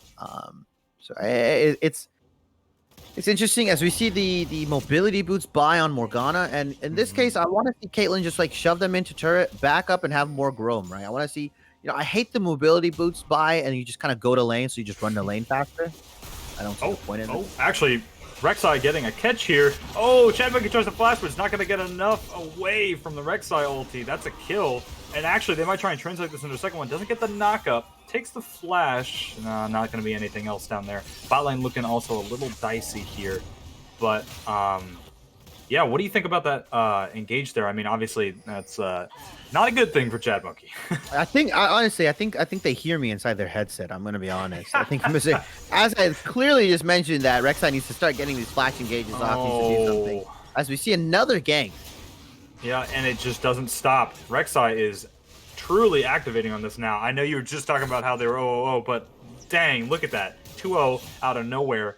And actually a small CS lead, too, on Chad Monkey. This is kind of disastrous jungle-wise. Chad Monkey trying to throw a spear there to get some damage, but doesn't actually connect. So I'm a little worried jungle-wise, but I mean, top lane's in favor of West Virginia right now, super even. Actually, there's a fight here going on in the mid lane. We got a knock up, trying to do some damage. Not going to be able to get out. That's a shutdown.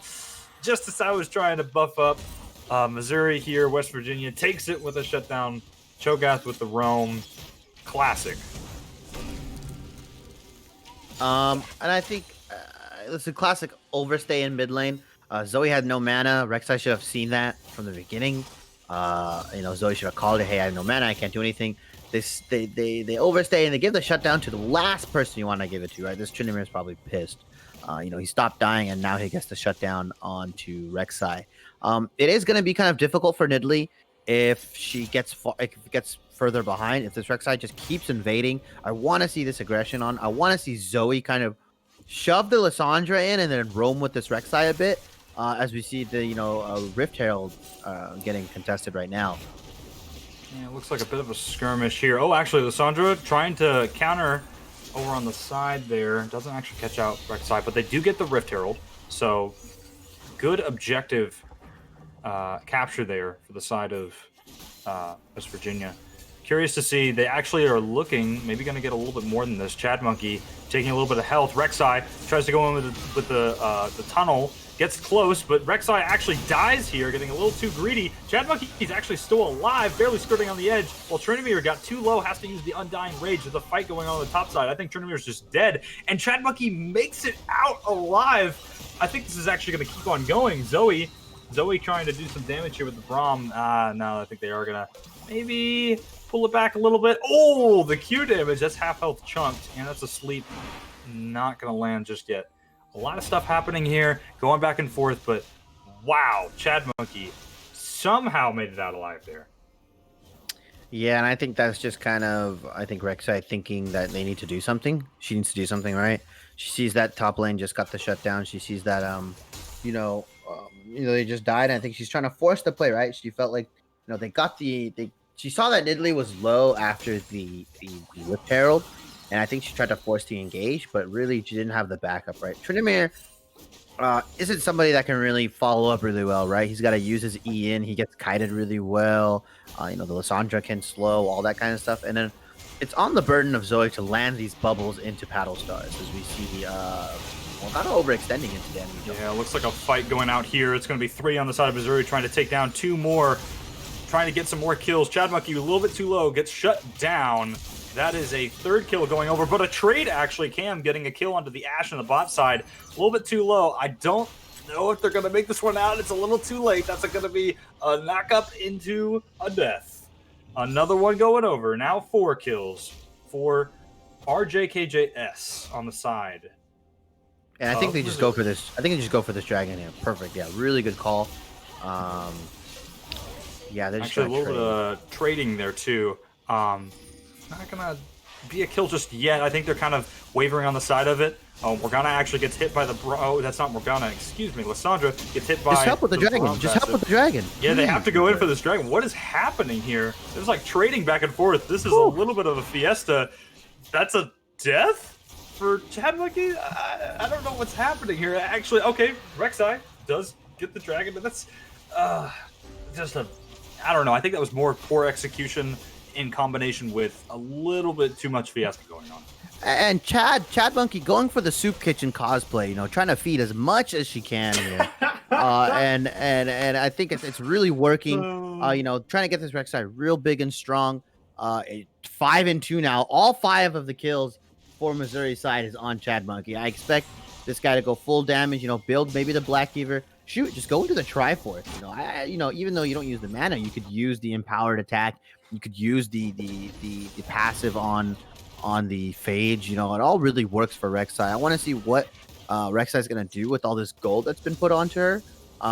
As we see, you know, in the bot lane, it's a bit Caitlyn skewed right now, 108 to 90 CS. She has the IE. But I really want to just see this Rek'Sai kind of hopefully try to take over the game, right? Everybody's been in this position before. If you're a jungler, you see that your team's kind of, you know, losing every lane a little bit. You have all the kills, and you gotta be like, you have to start making the big plays. You have to start making the big. Ooh, interesting. Sorry to interrupt you there. Interesting Q hit gets the cleanse out of Ashe, so that's gonna be an Ashe cleanse down right there. And Caitlyn's is actually still up. So curious to see how that's actually going to translate.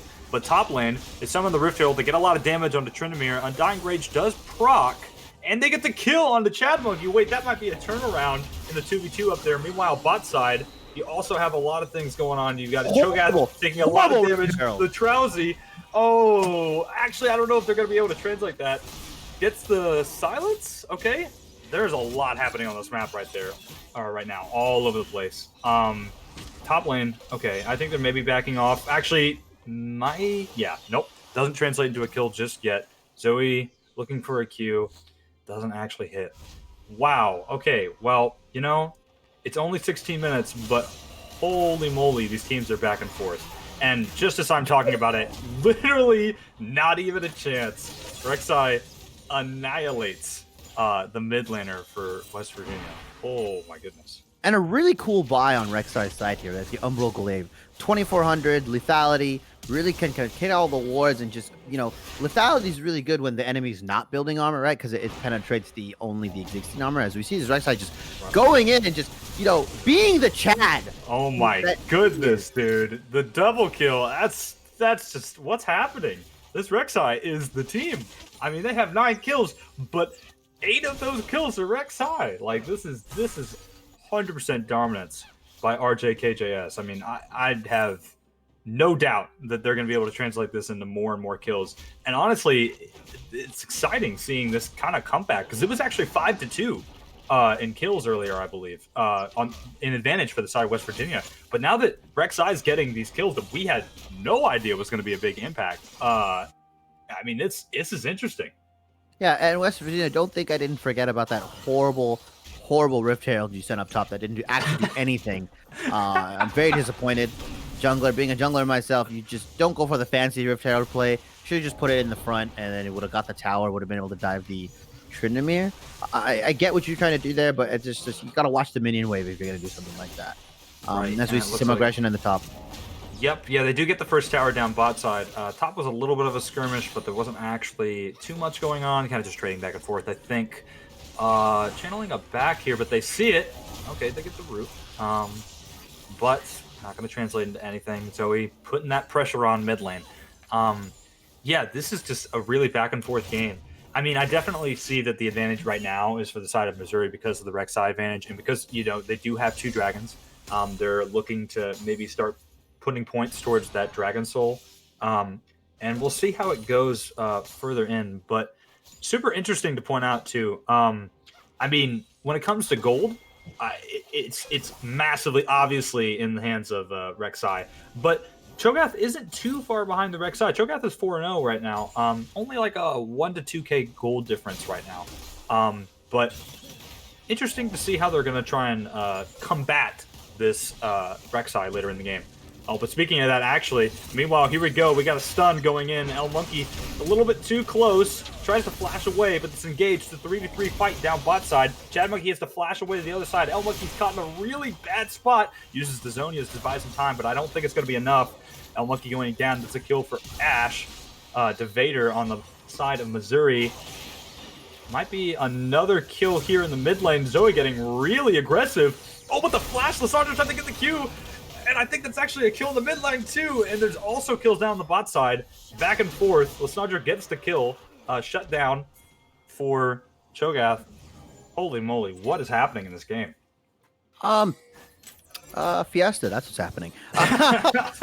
No, we see a lot of regression. I like where Rek'Sai is pointing this jungle attention to. I really like how it's going to the bot lane. You're going against the Caitlyn, the more he's kind of like, more immobile kind of champions. I like that. I don't like the Cho'Gath item choice right now. I think the Abyssal Mask doesn't really do a lot here. The people that are fed on the enemy team is, the AD side. The Abyssal Mask, yeah, it's going to power up your Nidalee. Yeah, it's going to power up your Lissandra a bit, but your Nidalee is 06. She's not going to be doing anything, right? I think what Red Side should have done, Missouri, what Missouri should have done is just kind of taken the dragon. I don't think they should have kept pushing forward on bottom side. You clearly have a really strong Rek'Sai, and you have the bot advantage once she shows up. And you kind of force the TP out of Cho'Gath while Tourney is kind of pushing top lane. And you have a kind of an almost even mid. I would love to toggle the gold and see where they're at right now, but I believe they're even currently.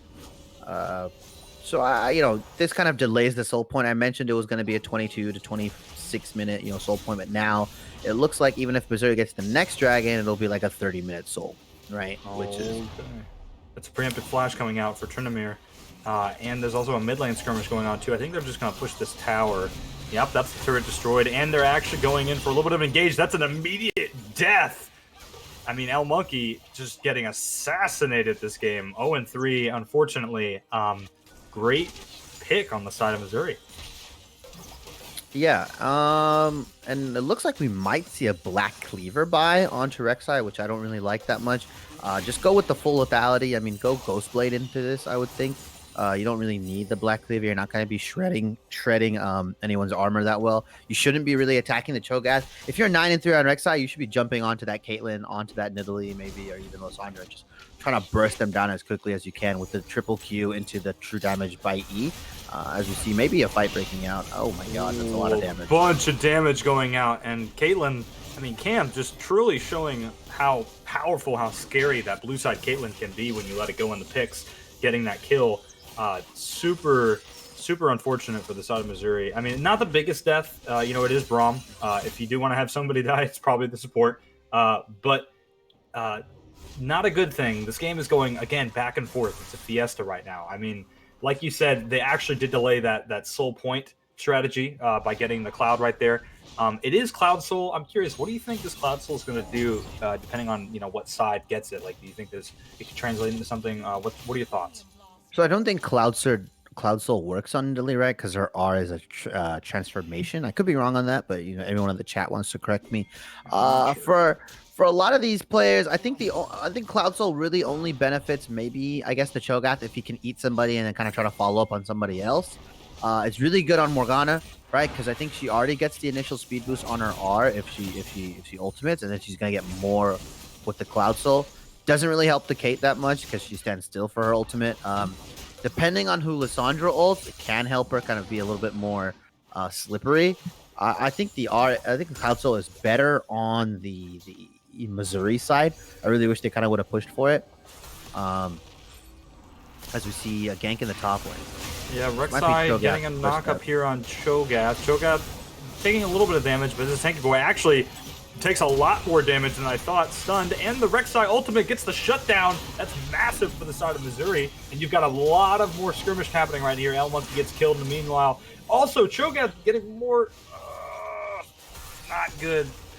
Really hard to commentate because there's 2 different points on that, but wow. Actually didn't translate into anything good for the side of West Virginia. That's unfortunate to see.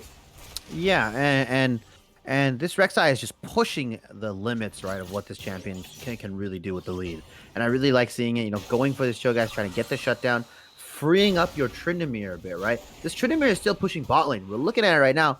We're panning away. These guys are winning, unfair fights, like I mentioned, right? A 4v1, a 3v1, Ash Arrow coming in from halfway across the map, Zoe Bubble, all this stuff. And meanwhile, you just have Tryndamere quietly pushing the bot lane. 169 builds the Athens Reaver, probably going to go into the Blade of the Ruin King. I would have loved to see a Tiamat just so he could push a little bit faster in the waves, but I think it's a fine build.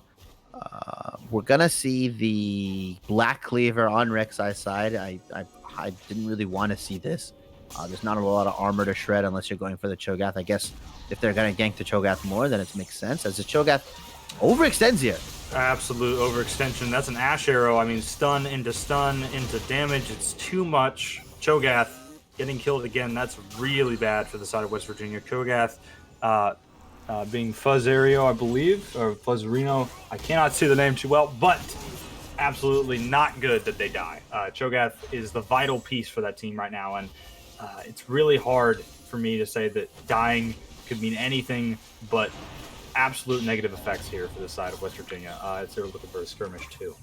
Yeah, and Missouri's quietly coming out with about a 4K gold lead, right? I mean, we can toggle it. Maybe a lot of the gold is on the Rek'Sai, but I think most, it's getting onto the Ashe. It's getting onto the Zoe, as we see. Just go for the Cloud. Just go for the Cloud Drake here. Don't try to go for the kill. Extend. Try to force that soul point at 24. 20 will be a 28-minute, roughly 29-minute soul. As we might see another fight. That's a TP coming in from Cho'Gath. Gets the knock-up action onto the Braum. I don't think they can translate that though. Kind of a mishandled TP there. No necessary need to, because you couldn't actually get a pick.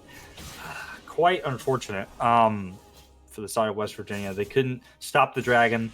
They're on soul point. This is actually a really cool game. It's super intense. This is kind of back and forth, to be honest. But Missouri with a clear advantage here. I mean, look at that Rek'Sai, 11-3. Zoe 3-1. Ashe 2-1. CS is pretty close, but the Rek'Sai CS gap is over 40 at this point. So, yeah. I mean, drastic. Yeah, and I want to see, why, maybe it's a visual bug on our end. I'm not entirely sure, a spectator bug, but I think, Cho'Gath does have the Glacial Augment. Oh, misses the Ash Arrow. Oh, okay. Yeah, actually, a fight trying to go out here. Lissandra ulti for the safe protection. That's good. Good idea. And manages to stay safe. Nothing happening there, but just yet. But continue. Yeah. The Cho'Gath has the Glacial Augment. I've yet to see him build the Hextech GLP or the Twin Shadows. I think Twin Shadows is really strong here. I think if you're West Virginia side, you roam with you kind of do a little roam squad with your Cho'Gath. Try to get the pick onto the Rek'Sai. You see that she's being a bit over aggressive all the time. If you can get the Twin Shadows off, it's a devastating slow, and you can just follow up with the Nidalee Spear into Lissandra. And I think that's how West Virginia tries to get back into this game. They are 4K down. It is a big amount. Don't get me wrong, but we've seen teams come back from worse. You can come back in your solo queue games, all that stuff. 4K is really nothing. It's 10-16. It looks like West Virginia still has the confidence to take these kind of fights because they don't view it as too big of a deficit. And I think West Virginia should really look to just fight away from the Rek'Sai. Braum getting rooted here. Going to take a little bit of damage. Actually turns into a lot of damage here. Braum actually almost dead. Spear doesn't hit yet, so Braum's a little bit safe. But they get the Lissandra ultimate onto that. And the Rek'Sai's dead, actually. That's a shutdown. That's huge for the side of West Virginia. They kind of back off from this fight here. They might try and translate this into more objectives. Yeah, and look, this is where that mid-game kind of power, mid to late game, we're going to head into late game in about 7 to 10 minutes. But, this is where Rek'Sai, what does Rek'Sai really do here now? 23, 24 minutes into the game, if she doesn't have the flash engage, she doesn't get the pick onto their carries. You saw what happened, right? She gets rooted up, she gets binded, she gets Caitlyn headshotted, and then she's just dead, right? She just dies. Super unfortunate, and she's not that tanky, right? She had to go the full damage build here, and I would have loved to see maybe a Maw of Manwalrus on Rek'Sai's side instead of maybe the Black Cleaver, or I don't know. I'm kind of unsure what. I believe she's building the Stair Axe now. A Maw would have been pretty good here, right? 3 into a 3 AP comp. Yeah. I was gonna say Maw because of the AP, because you definitely, I mean, you know, it's Lissandra, Nilly, Cho'Gath, and even Morgana too. You know, it's scary when you get that damage from the W, from the scorching burn. Yeah, no, I completely agree. Definitely a choice to not build the Maw, but again, there are a lot of choices being made this game. A lot of interesting choices. Zoe doesn't get the Q onto Caitlyn there, but doesn't also proc the cleanse in any way, shape, or form because they don't land the sleep. Meanwhile, top lane, gets a little bit close. Lissandra able to scoot her way out of there. Tryndamere trying to cause some chaos in the top lane. And yeah, I mean, this is what we talked about. The Tryndamere has to try and be this form of chaos. Now, currently, they're 0-3 right now. Bearded Minion isn't doing too hot, and the Cho'Gath is kind of the carry of West Virginia. Doesn't get the Q while I'm talking about it. He gets to sleep. But meanwhile, yeah, so what I was saying is basically just Tryndamere needs to try and snowball this into more advantages, and I'm curious to see if that can actually happen. There's a little bit of a skirmish going on, but what do you think about that before it gets into this fight here? I think Tryndamere just needs to pull more than one member to him, right? You see what he's doing, right? I don't want to see Tryndamere group at all, really, unless he gets a really fat flank off, waits out all the cooldowns from Caitlyn and Morgana and stuff. He's not gonna really do much, right? So I want to see him just kind of build the Tiamat, right? Pull the Cho'Gath, their strongest player on West Virginia's side as he flashes over. Pull him away from these objectives, right? This is an objective. This is a 4v4, an unfair 4v4 that Missouri can take, right? The gouging the eyes out, this kind of stuff where you don't have your strongest member. As I think you just go for the Cloud Soul here. Cho'Gath has the TP. Probably won't TP in. Pull the dragon out. Oh, he is TPing in, actually. Oh, we have a TP coming in. That's the Cho'Gath. It's going to be quite a fight if they want to put up with one. Cho'Gath actually is just walking straight around. And Tryndamere is split pushing mid. So they're a little bit of a split team right here. I don't know which side wins. I actually think it's going to be, okay, West Virginia does secure the dragon, stops the point. Rek'Sai going to be able to get the kill and flashes away. Rek'Sai barely still alive here, doesn't actually get out. But meanwhile, Tryndamere gets the tower. I'm not sure. Tryndamere's actually going to keep pushing this as the fight continues. Cho'Gath getting really too low. Deaths on both sides. I mean, this is back and forth. A lot of damage coming in. That's going to be a shutdown going over from the side of Caitlyn. Double kill coming in for Ashe. I mean, it's just back and forth. The actual end result is going to be Missouri finishing with an ace. And Tryndamere's just pushing this in. This could be disaster for West Virginia. Yeah, that was a 4v5 on Missouri's side, by the way. It just goes to show how strong, Rek'Sai can be with items. She's super far ahead, like 2.5 items almost up onto this Caitlyn. And it just kind of shows how strong Ashe is, right? Just kiting this Cho'Gath. Cho'Gath could not get near at all. Had to flash, still couldn't get the kill. Zoe strong with the bubbles. Caitlyn kind of zoned out because of the Rek'Sai, right? And more can't really get a clean ultimate, a clean binding off. So it just goes to show you how far Missouri actually is ahead. They're about 6k gold ahead right now. And this Tryndamere is just really being super annoying, right? Nobody answering him, and then getting this kind of unfair fight. Yeah, you denied the Cloud Soul from West Virginia side, but getting aced is not here. Getting the dragon for the inhibitor is not the play. Unfortunate. They're not really using this Cho'Gath's tankiness to his advantage, right? West Virginia can't really capitalize that he's soaking up all these cooldowns, all these auto attacks and stuff. Still hasn't built the Hextech GLP or the Twin Shadows. Also, a blunder on the buy here. She already has the Thornmail, which gives the Warden's Mail passive. Warden's Mail being the red, the red item, the shield, the body armor with the red scarf over it. Thornmail already gives the passive, so you don't really need another one. I don't know. I'd love to see what he's going to build here. It looks like he might be going for a Frozen Heart, potentially a Randuin's if he feels like he's getting critted a lot. But, I want to see the Twin Shadows. I want to see the Hextech GLP just so you can kind of like lock these, carries down a little bit more. Right. No, I think it's a lot of weird item choices overall in the game. Just kind of back and forth, both sides having things that are good and bad. You know, I'm curious to see how this late game state translates into the next team fight, because the thing about a lot of the matches in Scuffed League so far is that they have been stops. This is not a stop, clearly. I mean, it's back and forth. Yes, you've got Missouri with 21 kills to 13, and yes, they are on Soul Point, but I mean, West Virginia's not giving up. That Cho'Gath is carrying right now. I mean, seriously doing a lot of work. Caitlyn also doing a lot of damage. Really unfortunate to see Chad Monkey getting beaten up so much. You know, like you said, feeding out the dishes. But no, it's just it's hard. I think we're just gonna have to see how the next fight plays out here.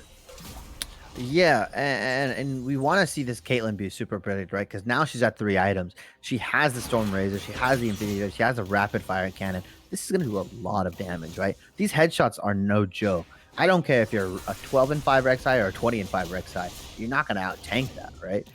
If Cho'Gath can frontline properly, kind of soak up some damage, let Kate pop away, you know, and have Nidalee just kind of heal the Caitlyn, because I believe her E also gives an attack speed steroid, which would be really good. Obviously onto the Caitlyn.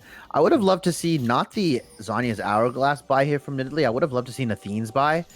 Kind of, it would be really nice just to understand that you're 0-8, you know, you have 7 assists. If you can land a spear, then your heal is that much stronger onto your team, right? With the heal plus Athene's.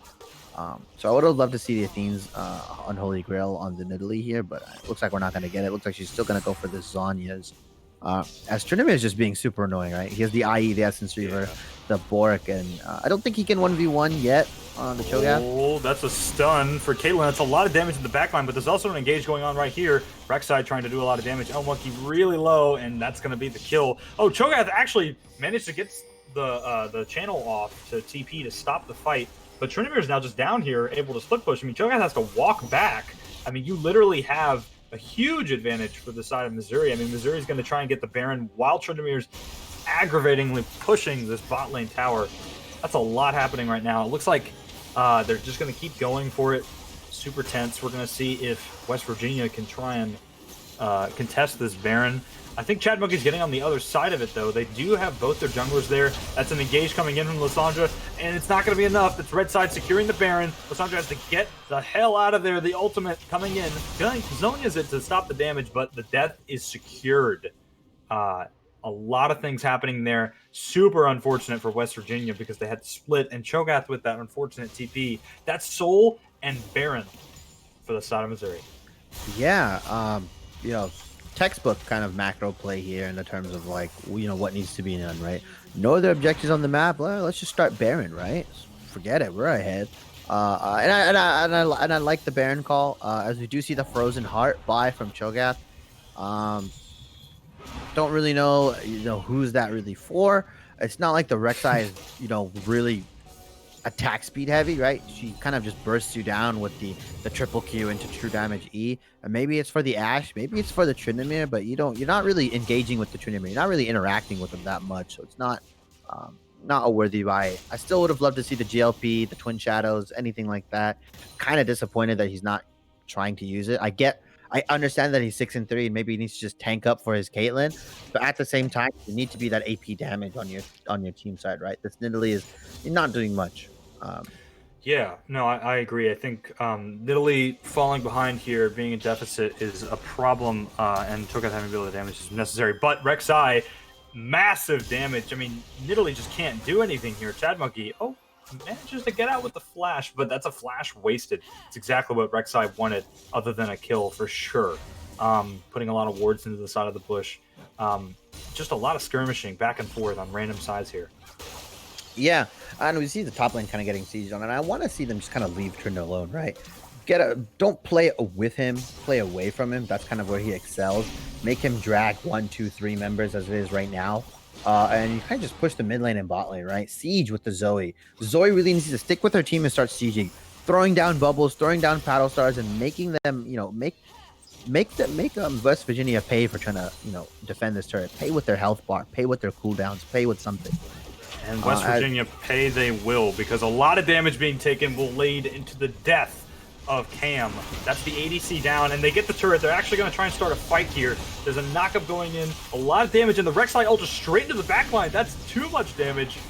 Actually, the MVP here, RJKJS, doing so much. They get the inhibitor. Cho'Gath's here to try and do some damage, but I don't think they're going to catch anybody else out. Twitch Shadow's trying to catch somebody, but I don't think they're going to want to fight much more. I mean, they are bleeding everywhere. Missouri is pushing in this Baron like no other. Baron being massive for the side of Missouri. Again, more damage. They just keep going. That's another inhibitor. I think they're going to get the top as well. I mean, this looks like game point right here. I don't know how much West Virginia can do. This is massive. I think they just kind of West Virginia have to turtle as much as they can, right? Maybe get this Caitlyn to 5-6 items. And oh my goodness, the Zoe pick. Oh, the Braum tries to block it. I'm not sure if they did, but darn, dude, is that an insane amount of damage that came out of nowhere? Whew. So anyway, no, I mean, massive amount of objectives taken there for the side of Missouri. Bravo to them.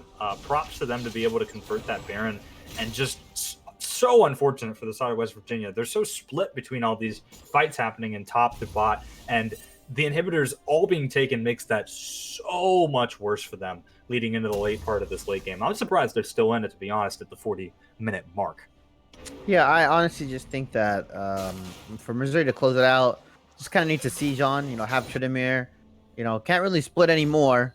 So just kind of have you group up, start hitting the turrets, start sieging with the Zoe. And I think they just kind of end it here. And it should be the final push to reset. They got the gold. Rek'Sai's at 6 items. Tryndamere's at 4 items. Zoe pretty much has, her core. She even has, she's going into the Morello now with the extra penetration on the Oblivion Orb. Ashe is on 4 items, looks like. So I think they just kind of just walk it in here. Maybe they wait for the Elder. I'm not entirely sure. Or they just look for the pick. Yeah, they might actually get a pick here. Oh, the Ashe Arrow lands while the Braum ult misses. They're going to get that pick there. Morgana a little bit too cut out. Tries to use Zhonya's, but it's not going to be enough. And they're collapsing in on these 2 picks. This spells death for the side of West Virginia. That's 2 more kills going in. That's 3 people down. I think this has to be game here. An absolutely massive success for the side of Missouri. As the TP comes in, they're scourging into the base. Cho'Gath trying the best to do as much damage as they can. Rek'Sai going in underneath the fountain. Oh, for a little bit of a BM kill there. The death comes through for Rek'Sai, but Caitlyn's dead. It's only Cho'Gath to defend, and Cho'Gath has to walk back. The Nexus is gone, and it looks like Missouri take this win in an insane skirmish back and forth. What a fiesta, Phone Star. Holy moly. Yeah, fiesta is maybe the right word to describe a bit of the early game. But I think after 15, maybe 17 minutes in, I think Missouri was firmly in the driver's seat of this game. Rek'Sai, as I mentioned, has to do stuff early, gets that double kill, starts snowballing, was constantly invading this Nidalee, and I don't think Chad Monkey's going to play Nidalee again. I think scarred for life. The amount of cyberbullying that was done on Rek'Sai's side, very good. It might have been in West Virginia's best interest to just leave the Sejuani open, right? Maybe wouldn't have done that much damage if Rek'Sai, if you didn't pick the Rek'Sai, instead they picked the Sejuani. Very, very good play. Honestly, MVP of this game was Missouri's Rek'Sai. I think he did super well. Really controlled the flow of the game. Really understood, and this is super important, really understood how to use their lead when the rest of the team wasn't really doing too hot. You saw Tryndamere die a couple times. Rek'Sai actually gave shutdown goal to Cho'Gath, but Cho'Gath just couldn't really do much with it. And Rek'Sai, shaking off the death, kind of going in, understanding that where they were strong. And you saw that Rek'Sai was constantly or mostly invading bot side, right? Bot red side. He was invading Nidalee when he was on the bot side because he knew that Cho'Gath was stronger, right? He knew that she knew that if she could get in with Zoe herself, that if she could burst the Nidalee down first, then then they win that fight almost every time, right? The Ashe can follow up with the arrow, the Braum can kind of go there, and follow up with Winter's Bite, and kind of just be this annoying kind of character that blocks a bunch of damage on Caitlyn's side. And it's unfortunate. I think we've seen Caitlyn go 1-1 or 2. I think Caitlyn actually has like a 50% win rate right now in Scuffed League. I'm not entirely sure based on the games I've watched. And the thing is with the Caitlyn pick, I want to see more teams play to it. You don't just pick the Caitlyn and kind of leave it there. You pick the Caitlyn, you kind of try to lane dominance with it. Give jungler attention down there. I think Nidalee unfortunately just got invaded too much, couldn't really play to anything. And we saw Rek'Sai kind of just understand that top lane.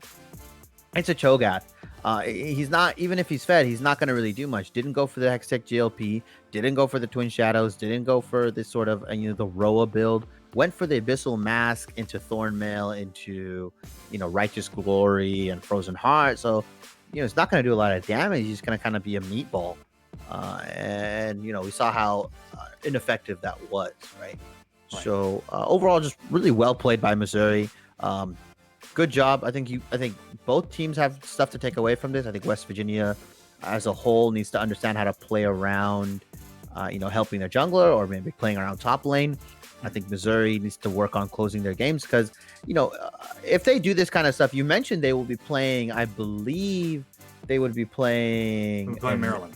Yeah, Maryland. And Maryland's a diamond team, right? If you get that kind of lead on a diamond team and you don't end cleanly, they'll get back into the game. No doubt. They'll play clean. They'll play team fights better. They'll play it more cleanly. That Caitlyn, who's going almost untouched every fight, if that was a diamond Caitlyn, do a lot more damage, right? It's just how it is. She would be critting more. She would be, getting these headshots off more. So I think Missouri needs to clean up their mid to late game, I want to say. Understanding how to close out games. I think they could have gone for Baron a lot earlier. I think that they kind of whiffed it on some of the soul point. They could have got a 22-minute, 24-minute soul point, ended the game really quickly, gotten a 30-minute elder even. So unfortunate. I think Missouri, good win. Could have been cleaner. Definitely, you got to look to come away from this and look at it as, okay, what can we do to beat Maryland, right? Because that's a team that's not going to give you these kinds of advantages. That's a team that, if gets the Cho'Gath top, gets this kind of kill top lane, they're going to translate it into a lot of pressure. Right. I completely agree with most of what you're saying. And we are going to have to close out this section. We're going to go to a break. Thank you so much for watching these first couple of games. Thank you, Pwn Stars. This has been fun. Yeah. And I'm super excited to go into these next games. Stay with us. We'll be back shortly. Thanks. Yeah.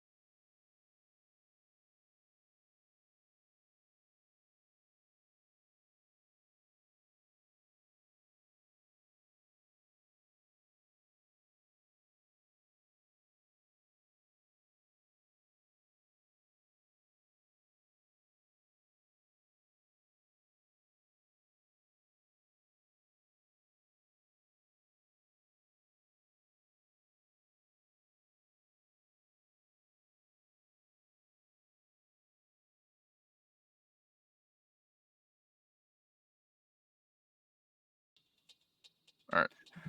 Alrighty, everybody. Welcome back. It was a short break, but we are back after the first 2 games of the day. My name's Bonky, and I'm here with our new analyst caster here to sub in. It's Drew. Drew, how are you doing today? I'm doing pretty fantastic. Thanks for asking. How about you? I'm doing all right. I'm here also subbing in actually for play-by-play. But it's all good. It's all good and fun. I'm excited. We had a good first 2 matches, so I'm doing well. I'm excited to see how this is going to go. Our match back here is Alabama versus Ohio. Now this one's super interesting. I myself didn't prep for the next couple matches as much, but it's interesting because Ohio is a lot of people are talking about possibly one of the worst teams based on rank. Super excited to see how they do in this though, because they have an unranked, they have bronze, they have silver versus Alabama, which is 4 golds and a diamond. That's quite insane as we get into the pick ban already. Yeah, and already I'm not liking Ohio's bans because looking at Alabama's team, I see Yumi and I see Twitch in the bot lane. And that seems like an immediate you should ban this. Yeah, I'm not sure exactly which players play which champions, but this is going to be, I think, probably one of those games where it's a massive rank deficit, or at least that's my speculation so far before going into this. Caitlyn blue side pick, I mean, we've talked about it all morning so far. Definitely makes sense. Anything else standing out to you so far? Well, the Ash ban, Ohio, definitely the Yi ban I definitely see. The rest of them, because there's not a lot of information for Ohio based on their op.ggs. We do see Kane and we do see some Ash gameplay, but other than that, we don't see a whole lot here. We do see Misfortune also locked in, and Misfortune could bully Caitlyn early, but not as strong as you used to be, because Caitlyn's just really strong right now, and the 5 movement speed definitely helped. Definitely helped. Yeah, interesting. We do have an Ari and a Misfortune lock-in. I'm curious to see how that's going to translate into say maybe the rest of the team comp, if they're going for early, if they're going for late. That's a Hecarim lock as well for Alabama. It's always scary to see a good team or a team with members that look like they're going to have this lane advantage pick Hecarim. It's so scary to see that. And Shen too. Solid picks, because I think Shen can be flexed. I've seen Shen support, I've seen Shen top. And then finally we have a lock-in for a Mumu. Interesting first phase of the draft.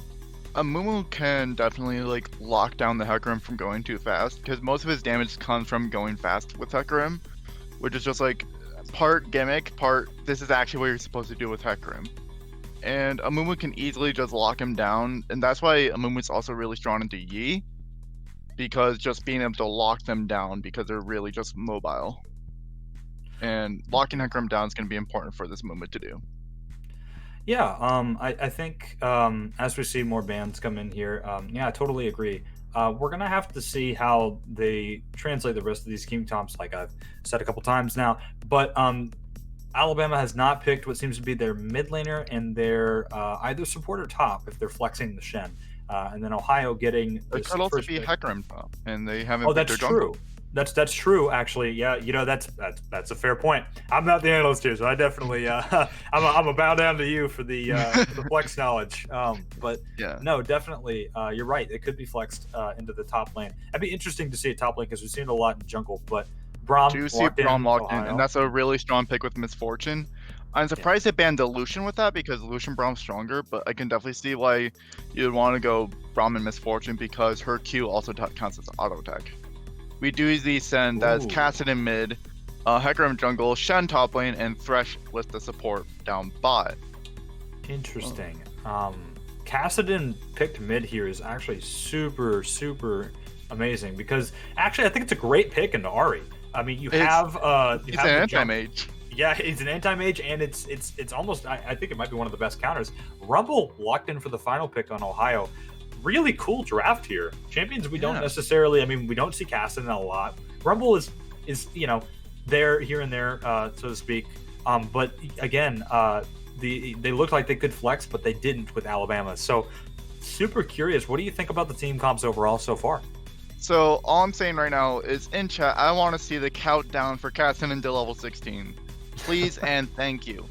But no, I really like Alabama's comp. I also really like Ohio's comp. If Misfortune is just played, you have so much AOE, and like Ari and Amumu can single out targets, and then also just big AOE, Braum ults on top of them, Rumble ults on top of them, and then you have a Misfortune piling onto you, and that's just so much damage all at once. So I just really like Ohio's team fight here, but overall I just think like Alabama just has a lot of really good picks, just in general as good champions. Yeah, no, definitely agree. I think when I'm looking at the comps, something I look for is, engage. That's one of the first things I think about when it comes to like, how do I want to talk about or maybe analyze what a comp can do, and how am I going to, cast this? How am I going to look at it? I mean, Alabama's got some crazy engage. You've got the Thresh hook. You've got Hecarim coming in with the ultimate of the fear. You've also got Shen with a TP ultimate, basically, that could go in and help with the taunt, right? I mean, you've got Kassadin, who jumps over walls and jumps into your face. Super scary team and a lot of damage. I mean, Hecarim, Kassadin, Caitlyn, all huge damage dealers. So anyway, yeah. Oh, yeah. I think Drew's got a point here. But anyway, no. So I really like Alabama's draft. But Ohio, we could talk about them for sure. They do have what do you think? They do have a lot of magic based damage, so Amumu going Abyssal Mask will be like kind of critical here. But definitely like I do really like their comp just with their lockdown potential and just big damage and all at once coming off. If they can team fight properly with this, it'll be so huge. Yeah, I'm curious because I was talking about this last game with Bone Star. I think something that I've been thinking about more is that teams that have less of a ranked advantage should probably draft more towards easy to pick champions that can activate and perform a team comp's like true goal easier, right? So do you think that because, I mean, based on OPGGs, I mean, I think we've already discussed this so far. Do you think Ohio can make up for this lack of advantage in rank based on team comp? So here's the thing with this. It still comes down to team comp, and it turns out that I actually had the wrong op.gg for Alabama, because on the website is not what it was for our document. So I actually had the wrong op.gg earlier. Oh, then I may have said a couple of things wrong about Alabama's comp. We're gonna have to look up some more stuff real quickly, but regardless, still, Ohio does definitely have what seems to be a lack of rank. We got 2 bronze, 2 silver, and an unranked. Most teams have an average of gold 4, right? Yeah. So still curious to see how they might be able to activate it. If you want to maybe talk about Ohio's team comp, see what you think about their picks and how they can push those. So Amumu, we don't have a whole lot of hard champions to play. The hardest one that we do see on Ohio's team comp is Rumble. Braum is also, you have to be very communicative with, and have to be very that's why he's so much better. Actually, Braum has a higher win rate in any tournament format rather than in solo duo, because he's just a communication man. You have to talk about Braum, you have to talk about his muscles, but you just really just gotta, it's a lot of it is how do they communicate together, how do they play together, and will they try their absolute best? That's what I'm just hoping for, because Ohio rank doesn't necessarily matter when it comes to tournament team comps. If you're talking with the rest of your team, that is very different than solo duo. So I really hope that we have really strong Ohio team played here. Yeah, no, I completely agree. I am looking at the rank on the official website. It does seem to be 3 golds and 2 platinums. So regardless of how the platinums and the golds are shuffled, if it's too much different than that, regardless, I think it's still going to be quite the rank disparity. I'm still super curious to see if Alabama can translate this and really what's going to happen going later down. I'm surprised we actually don't see Leona on the side of oh, that's a different person too. Oh my gosh. It's all good. It's all good. We're good. Hey, you know what? GGs are failing me. they've failed people in the past too. You're not the only one. I got you, man. No, you're good. And I think we just gotta see what happens. We're gonna have to cast this game as it comes on, and something about Scuffed that's beautiful is that you see just how much skill truly translates to game in these stomps that we've been constantly seeing throughout all the round 1 games, right? I mean, we're gonna see it. We have seen it today, right? In the first game today with Maryland versus Illinois, and we might see it here, but we'll have to stay tuned and see. But as we get into spectator delay, we can talk about a few things too. Anything else you want to note on with team comp? You were talking about Leona, but maybe got a little bit mixed up with an OPGG. Leona, so basically, Leona was supposed to play, but Sylvina, who is a Leona player, it's actually their internet went out, is what I'm getting at from our production team over in the Twitch chat. And so I'm Asian Lil Thresh is actually a substitute right now. So that's like the main thing we see there. So unfortunate that the internet went out. Probably a tornado. Unfortunate. No. Well, if they have a sub and they're working with it, we'll have to see how the sub goes. In terms of like how champions would play against each other in this game, not looking at rank, I feel like that Caitlyn and Thresh would still win in lane often. It's just really dependent on how Braum plays this. Braum is going to be crucial in this game, is what I think, and along with the Mumu. Misfortune, you just have to press R button. R is going to be able to do some good charm damage and just nice damage with their ball and true damage. But really just comes down to Braum and Amumu for the side of Ohio. And then we just see so much like Shen and Caitlyn's going to be able to do so much damage together. Kassadin's, once he hits level 16, he's cast a win. And we see like Thresh. Based on the last game I saw with the Thresh, this man was actually unironically Core JJ. Wow. That is a call out to call someone Core JJ. Woo. He was insane on this Thresh, and I hope to see some more insane Thresh gameplay, because like this man, I love that Thresh from earlier, so I hope to see some just as good Thresh gameplay coming over here. Okay. But wow. And I really just hope to see how Braum plays as well. Yeah. Seems exciting around the supports. I'm excited as well. I think it's going to be interesting. I think it's quite a lot to call someone Core JJ, but considering how... Man didn't die a single time. I mean, fair. He has like 3-0 and 20 or something. Right. Fair. I'm super curious to see if Thresh can perform up to those expectations. Yeah, of the Core JJ. I have high expectations right now. Seems like it.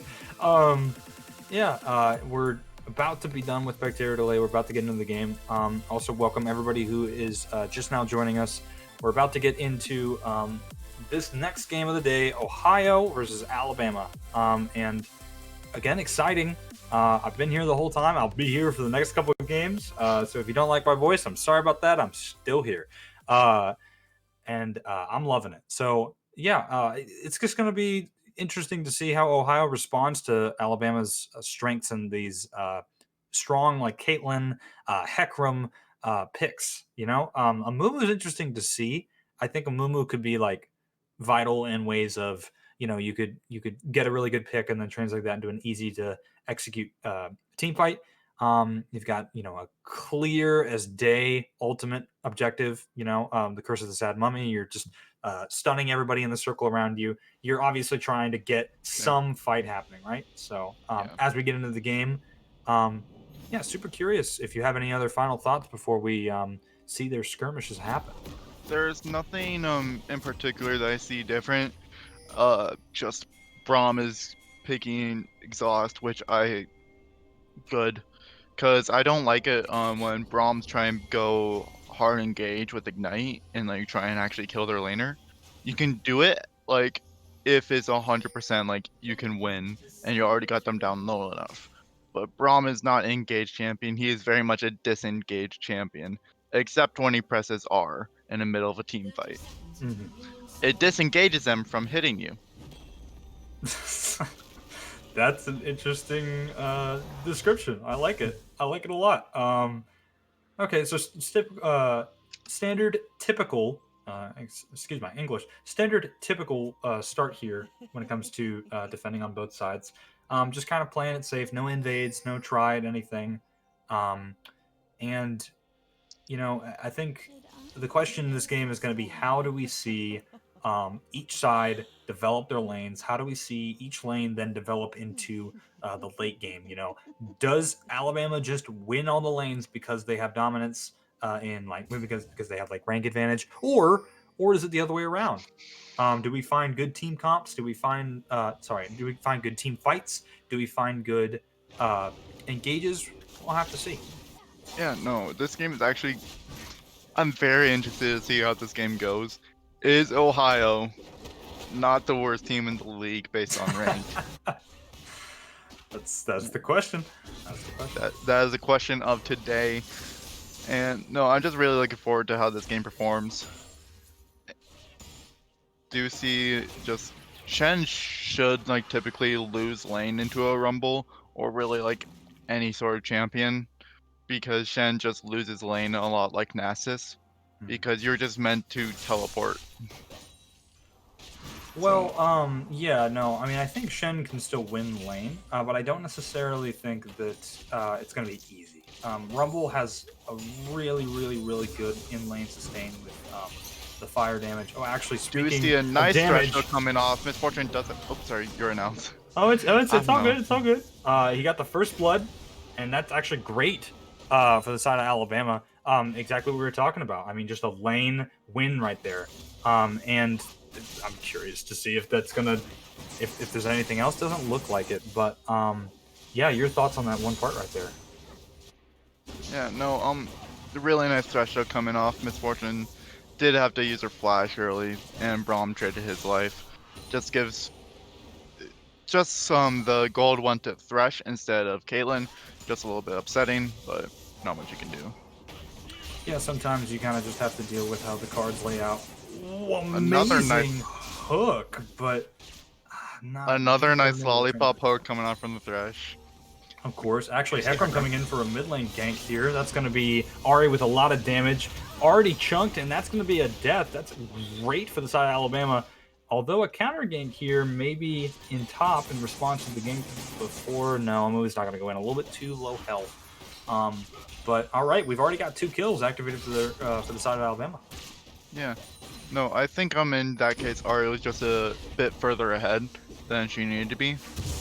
Oh, Do you see no. Hecarim invading here? Hecarim going in, gets a lot of damage with the E-charge. Doesn't actually kill, but that significantly hurts Amumu. Amumu has to back underneath this tower, and Hecarim's just going to take the Krugs, walking away with it like a bandit, not even thinking, not even looking back.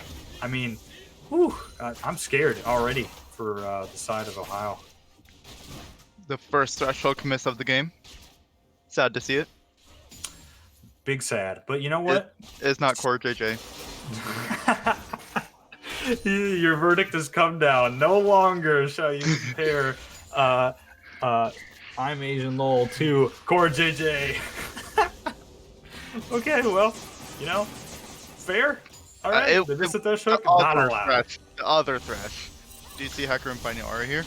Oh, yes. Okay, so we got Hecarim going in, kind of taking a lot of damage, but Ari actually taking a lot back. Super surprising. I'm surprised the Q's did that much damage. A really good trade, actually, for the side of Alabama. Surprised he could do that. Meanwhile, top lane, Rumble dying, but bot lane, an actual death might come in. No, it doesn't happen. Wrong. Barely makes it out, actually. That's super close on both sides. Ever so slightly just dodges the Q coming off from the Caitlyn, and the heal also saved Braum there. Very close. Yeah, the heal actually didn't come in to heal Braum. Unfortunately, I think they clicked the other target, but Braum was still safe because Braum had barely enough damage or barely enough health to live through that. That's really, really close. Top lane just Shen is actually really beaten down on this Rumble. We were talking about how it might be hard for Shen, but someone in the chat said like after 6 he falls off, but like he can win lane super early with Grassy and Diamond procs and also just his percent health. Auto attacks are just doing a lot of damage. Do you see Hecarim coming down here? Oh, okay, yeah, we actually have some damage here. MF walking a really strange positioning path, really low health. Hecarim actually didn't get the kill, but I think they might just walk around and go for it. Braum kind of standing as the defense here, but I don't think it's going to be enough. The flash goes for the kill, and they get the hook on the Braum. That might be a double kill. Wait a minute, Thresh goes a little too far. Takes 2 tower shots, and they don't get the kill. Meanwhile, top lane, you've got a bunch of stuff happening too. Rumble still taking a bunch of damage. What's happening mid lane? Ari, don't die just yet. I can't stop talking. There's still stuff going on, man. This is nuts. Is insane. Okay. Braum really did try his hardest there, and the smite from above just took down the misfortune. Unfortunately, Braum did manage to flash out right as the hook was connecting and to bring the Thresh under tower, thinking that Amumu could possibly help him and stun the Thresh, possibly get a kill, but it did not look like that was the appeared case. And Braum actually played that really well, saving the Misfortune's life. Just the horse is fast. That's true. The horse is fast, and they can't stop Hecarim from doing exactly what the horse wants, because already we have Alabama with 3 kills. You know, Horsey doesn't have too many kills. In fact, they only have 2 assists, but it's okay because I definitely think that Alabama can translate the leads they already have in their lanes to Hecarim being able to do more in future ganks. So don't feel too bad for the Horsey here. I think Horsey will will do well later on. But we'll see how that goes. Cassian is at 1/3 of his power. Did reach level 6 with the Tear of the Goddess. Yeah, that's a scary activation there. You've also got, if we're looking at maybe the CS differences here, that's almost a 30 CS difference right there in the mid lane. That's drastic. And then bot lane too, you've already got at least, I believe it's a 22, 23 CS difference. So, I mean, we're already talking about how Alabama's pushing these now. You know, this isn't some unheard of early game, but those are some unheard of damage right there coming in. You actually got Thresh with a hook. Not gonna be enough, actually. I was bluffing it up a little bit too much. It wasn't really unheard of. They didn't go for a kill, but it's all good. Stuff just keeps happening on the map. Curious to see. Fight breaking down this in the is a jungle fight too. Well, Rumble joined the jungle fight. We do see a charm. Yep, that's a lot of damage. Mumu actually going to be the first one dead. Hecarim tries to make it out, but doesn't just yet. Barely escaping with his life. Cashin goes up to the top side, and Shen's running too. Both of them are really low. They have to flash. Oh, kind of walks around the blast cone. They can keep going on that top side because it's not over yet. Rumble is going to push these kills in, take the damage here, there, going for the flame. You can't get away from this Rumble because Rumble doesn't want you to, unless they can. The shield procs. The reason why Hecarim was allowed to live there and take down, I believe it was the Amumu. Yeah, it was the Amumu. The reason why Amumu was able to just live there, or get taken down, I mean, was because Hecarim got a huge shield coming in from the Shen teleport. Even though Rumble was right there, Shen just decided has to teleport in. Yeah, that was a little nasty. Back and forth, they traded 1 for 1 there. But that was so close to having more deaths on Alabama's side. I can't believe that actually landed the way that it did. I was talking about how Alabama was pushing this in, but they obviously almost got tackled there, and that's not good. Mumu not going to actually do anything more than just get the binding and walk away. A little bit of damage traded off to Hecarim. Curious, do you think anything based on these kills, do you think lane states, any comments so far? Well, bot and mid are really ahead for the side of Alabama. Jungle is also doing really well for the side of Alabama. They are going to get this dragon for the side of Alabama too. I'm surprised that Thresh auto managed to hit onto that blast cone actually. I didn't know that his range was that long. But just Rumble is doing okay in lane. He feels like he's gonna do a lot more, especially when he actually gets an item now. But we're just looking like Ahri is doing really bad into Kassadin. It is an anti-mage fighting a mage. And another hook comes in here. Braum getting pushed back here. That damage actually getting a lot onto the MF, has to flash away. I mean, that's just pure lane dominance. That was almost a lane kill right there for the bot side. Meanwhile, in the top side, we got Rumble taking a lot of damage. Hecarim with the engage. Rumble is just not going to make it out. And the one member that hasn't died yet gets annihilated in a really, really nice lane game. I mean, everything is spread out, so that's great. Oh, crazy hook! What are you doing? That's amazing. That was really, really well played. Great hook and great pick for Alabama. All right. That was nice. That was pretty good. Pretty good. Yeah, we'll see. Oh no, Mumu. That was just, I mean, Mumu gets out, but Ahri, what are you doing? Why are you there? You didn't need to die. There was no reason. Okay, actually, Alabama just doesn't stop.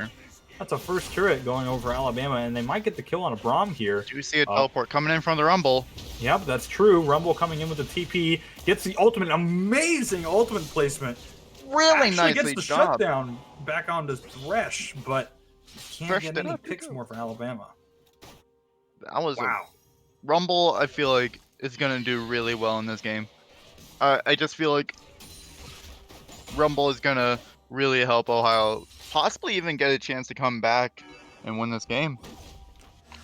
You know, I mean, I would say that, but if it weren't Kassadin. 7-2 and they already have a dragon and their lanes are just winning, besides Rumble, it's hard to fully agree, because to be honest, I think that Rumble could do work, and it looks like Rumble is gonna be the carry right now. I mean, like you just said, but I don't think it's enough to get them this win right now. I mean, it looks pretty bad so far. It's only 13 minutes in, so.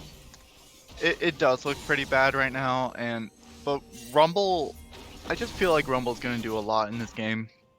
There is just Kassa win, almost double CS lead for Kassadin. I believe that this Ahri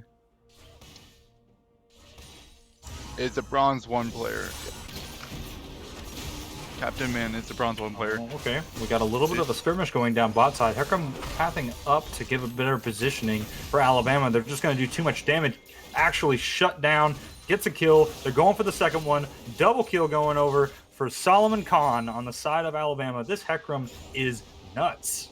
This Hecarim, this horse is amazing. You know, I was saying we gotta wait for the horse to get the power. It looks like Hecarim is doing exactly what we talked about, and doing really well with that, with activating on the lanes, winning and doing well in their own regards. Just as we reach the 14-minute mark, Ahri trying to get a charm there, doesn't actually get the charm, but Mumu's still doing camps here. He's gonna get caught out.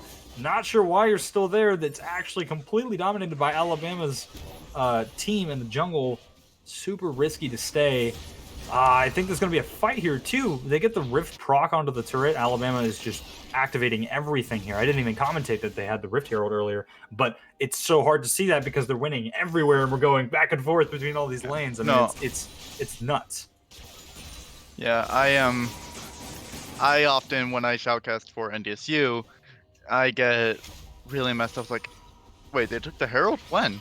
Because you don't see it in chat, and it wouldn't actually count for the directed camera to move over to the Herald, so you don't even know, unless you see, like, the Hecarim's just fighting some random buff in the middle of the river. So that's like, it's just like a kind of thing with Spectre. You don't see it when Rift Herald comes up. Yeah, I mean, it's interesting. I think if we look at not just the Rift Hero, but we also look at like CS difference now. I mean, geez, look at how massive it is in all lanes. And actually, this could be massive here. As we see a fight break out, we might have a kill for the side of Ohio. Maybe not. Oh, great MF ultimate as they're fighting in the 4v4 in the river here. That's a lot of damage over to Ohio's Braum. It's actually going to be a death. Going over and getting the kill is going to be Kassadin. They're continuing this fight. That's a double kill. They're pushing in. They're not going to let it stop. has to flash over the wall. Ari is just barely not gonna be able to make it. That's a triple kill. 5 and Solomon Khan on the securing it. Kassadin. Nightmare is doing insanely well on Kassadin. Like, That's and really he's just scary. He is very much a scary man. Currently 5-0 with a 700 gold shutdown, with 1,000 gold shutdown. My bad. And he just kept on rift walking all over the map. It is Cast a win. He doesn't even have his second level up point into his R, and he's already doing this much. Yeah, I mean, you know, we talked about how the lanes can, in this game, be very one-sided for Alabama because rank disparity. But, you know, that's just an understatement for how amazing this Kassadin has played. Nightmare has played incredible and is still continuing to put pressure on other lanes. You know, we were talking about how the Hecarim is doing well. The bot lane's doing well. Top lane is sustaining well against the Rumble that already has kills and is the only person who's doing anything on their team for the side of Ohio. But Kassadin, 5-0, dominates the mid lane matchup, 50 CS up, not even blinking as they go top to take more. I mean, it's just like, you know, you can't, there's not much more you can say other than pure diff and mid lane, and this is just, it's getting worse and worse.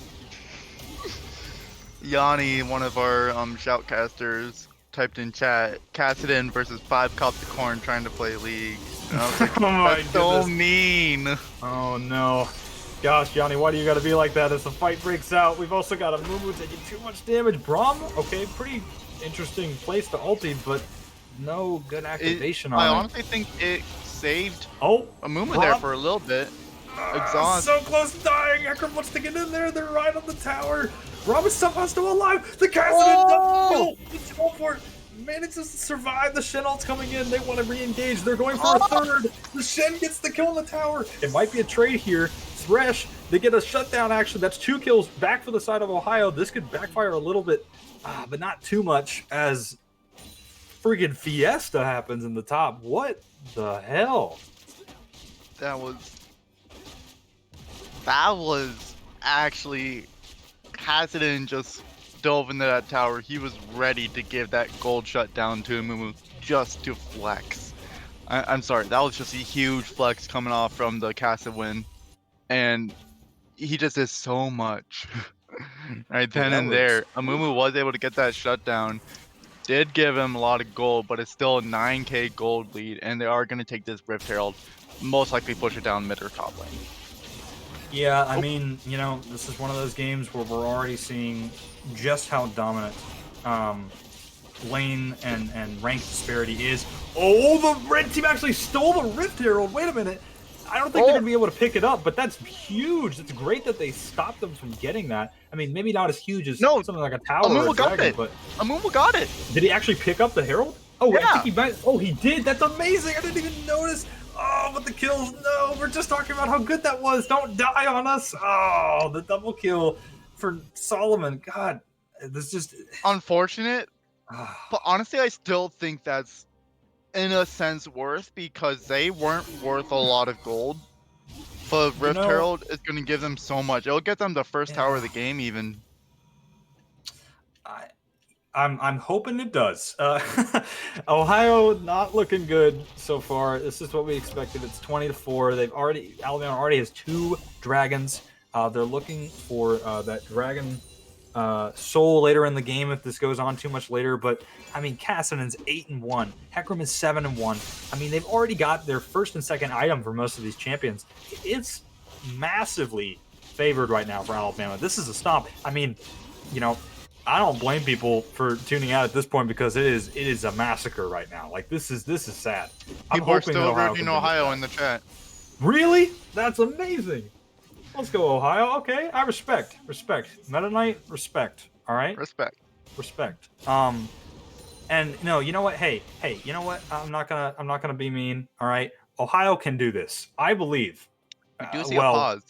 Yes, there actually is a pause. Something might have happened here. I wonder what's going on. But hey, I do believe in Ohio still. Okay.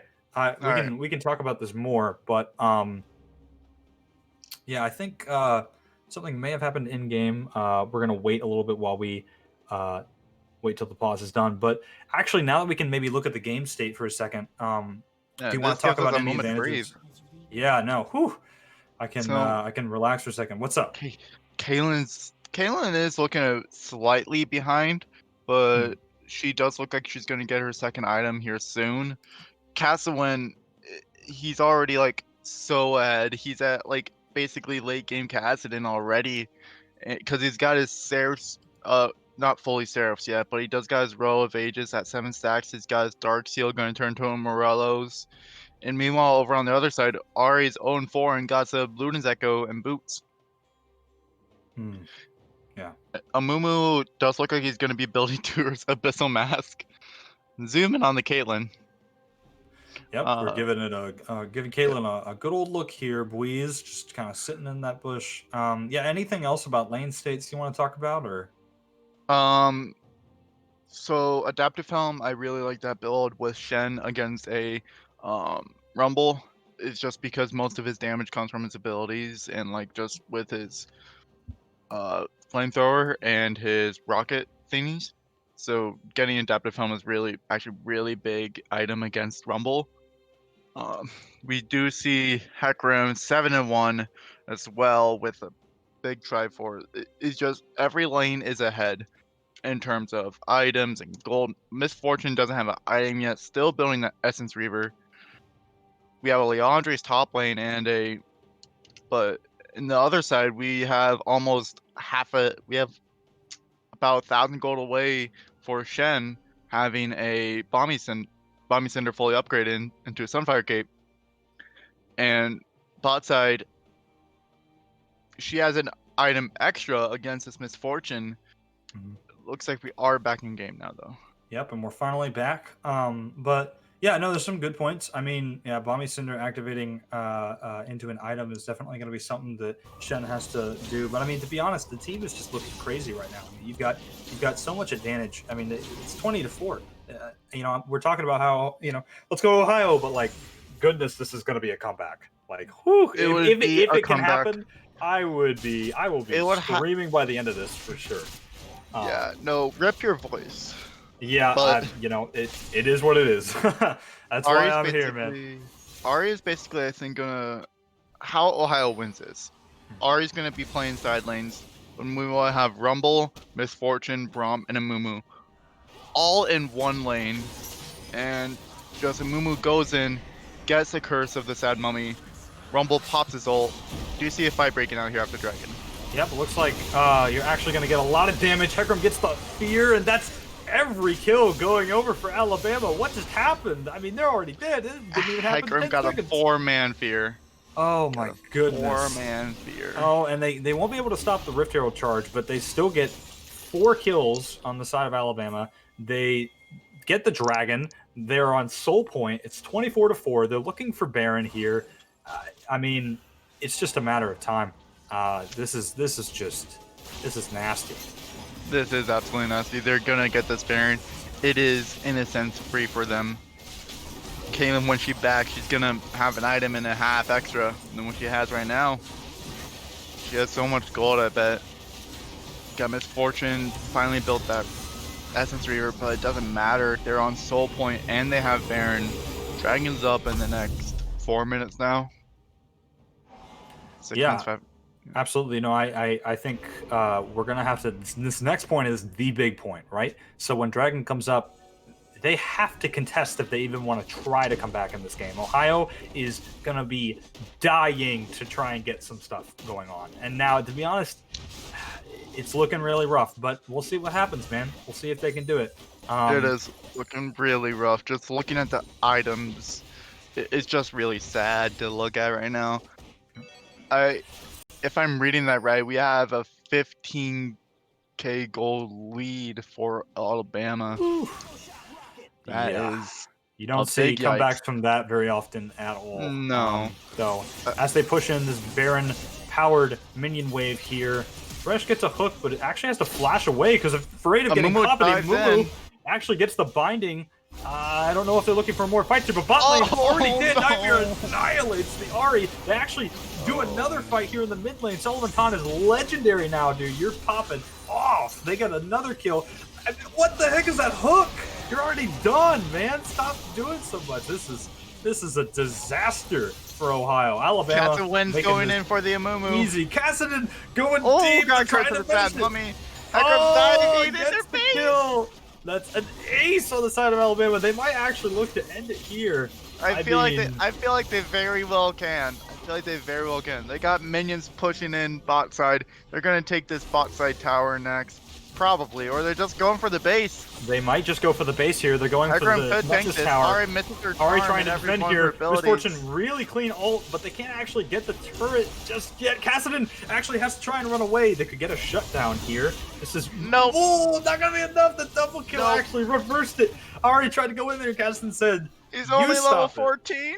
Ooh, that is amazing. 15-1. Nightmare, why are you smurfing on these fools? I don't know what you're doing here, man, but you're going crazy. He's got Great the game Seraph for embrace Nightmare. now.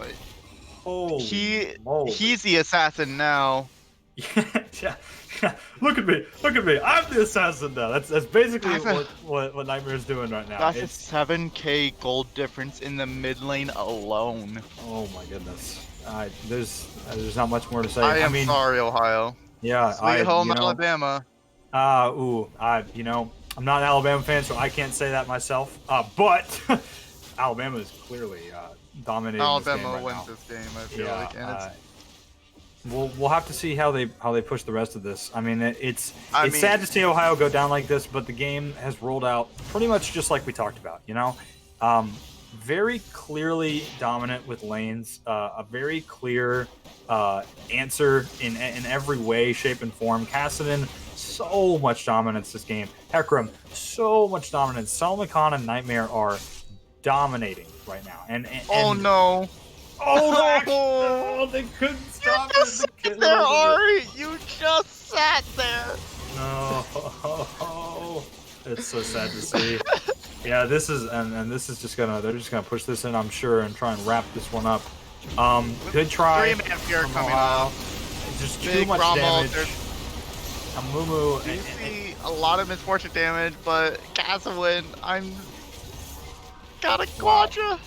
And that's going to be it. The triple kill coming in, and they're all dead. Ohio going to be shut down here as Alabama sweeps their first game of round 1 You know in what? the tournament.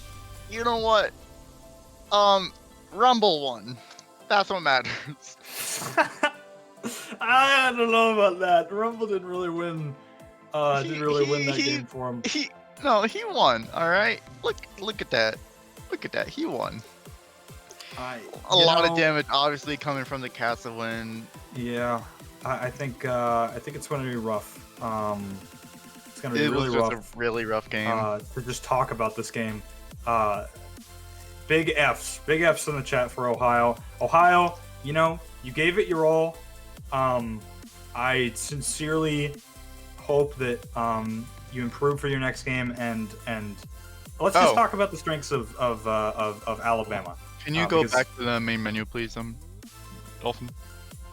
So while we do that, we're actually gonna let's just talk real briefly about the end of this game. Alabama obviously showing some dominance here, and securing that spot into the second round of this tournament.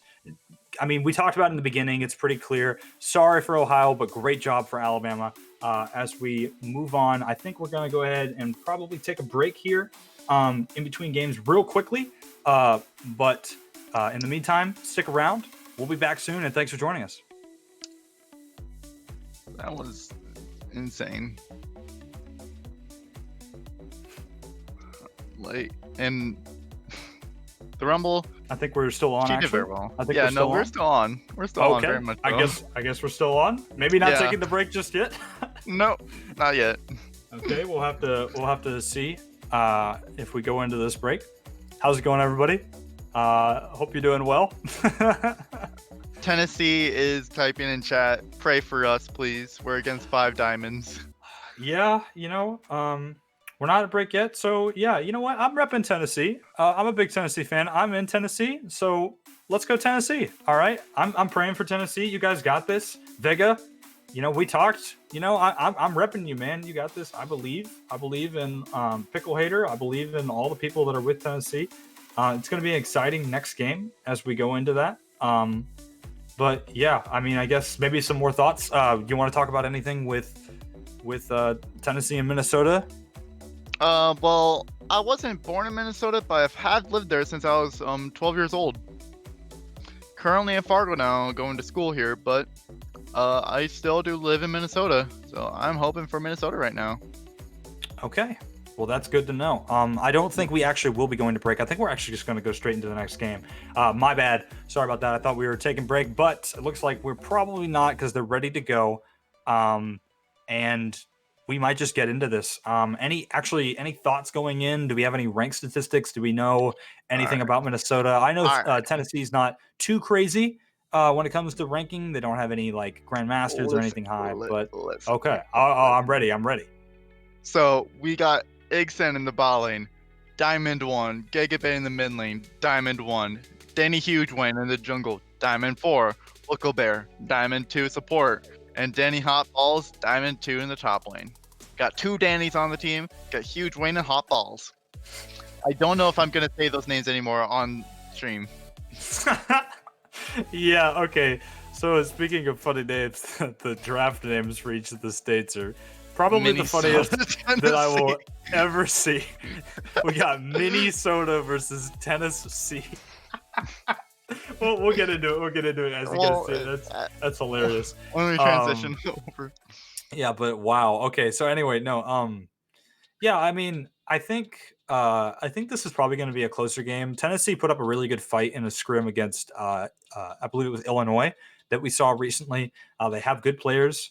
Vega, my man, you got this. I believe. Yep, there we go. Now it's on the screen. Minnesota, Tennessee. I like it a lot. I like the icons too. It's actually really cool because it's the Tennessee Stranglethorns with the claw for Minnesota. That's super cool. Yeah, no, I really like these logos that we've seen so far. Just all of them have been really cool. Yep. Are going to be going into picks and bans against Tennessee. I predict a Akali ban or Jhin ban. Yeah, wouldn't be too surprising actually. I think I know Tennessee does look Lily for that ban. Jhin. Lily ban, a little interesting. Hecarim, not too surprised. Hecarim against Danny Jungle. That's what I'm going to call you now, not Danny. HW. HW, but okay. Yeah, HW. yeah, well, fair. Don't want to say too much on stream. It's a little risky, but anyway, no. Yeah, so maybe any more thoughts on anything you know about Minnesota trying to go into this draft? I'm looking at their OP.GG's route. Hecarim is a huge theme for Danny HW, and the top laner. I don't see a lot of Shen up there. He is a really strong 70% win rate up there, but so is Maokai up there. Do see Alistar also being banned out against Tennessee, and that's something I also was thinking about for Bahamut and Caitlyn ban against Ishsan, which I would have predicted an Ashe ban because in one of these recent games for Ishsan, 0, and 16. Perfect Wow. KDA, but not a single kill. That's a big rip. But actually, now that I do look more about Minnesota, we talked about rank disparity too throughout the games. Previous and stuff. match. Yeah, and the previous games today too. And now that I'm looking at it, this could be one of those. I'm scared for the side of Tennessee. I'm a Tennessee fan, but Minnesota has 5 diamond players. 5. All 5 are diamond players. You don't see that too much in this league. I mean, it's a lot of, you have bronze to silver to gold. 5, like a full roster of diamond players. This is gonna be A lot of them D1 scary. too. Yeah, I mean, you're talking about the peak of diamond. I'm pretty pretty scared for the side of Tennessee now that I'm looking at that. But we can talk about some picks so far too. We got Tennessee locking in Jin and Thresh, and Minnesota responding with Lucian and first pick Lucian, responding to that with Nico. Yes, and do predict possibly a Morgana pick here, something just to get Thresh out of here.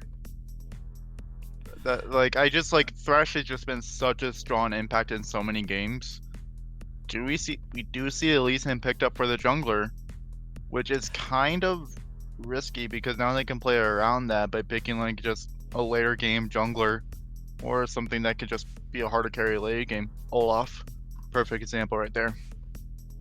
Does do fairly decent early, but just performs exceptionally well when he has 4 items. Yeah, I think obviously, when you get these people activated, they're going to be nuts. Interesting for Minnesota to go for Lucian, Nico, and Lee Sin, because those 3 champions together are just, talk about damage. Lee Sin can do a massive burst with the kick into the Q. Is out? Apparently she I know she's available in the shop, but I couldn't buy her. I'm going to go log in and check. So if they ban her here, that's like kind of troll. Yeah, we just got news that she might not be out until Monday. Apparently they're...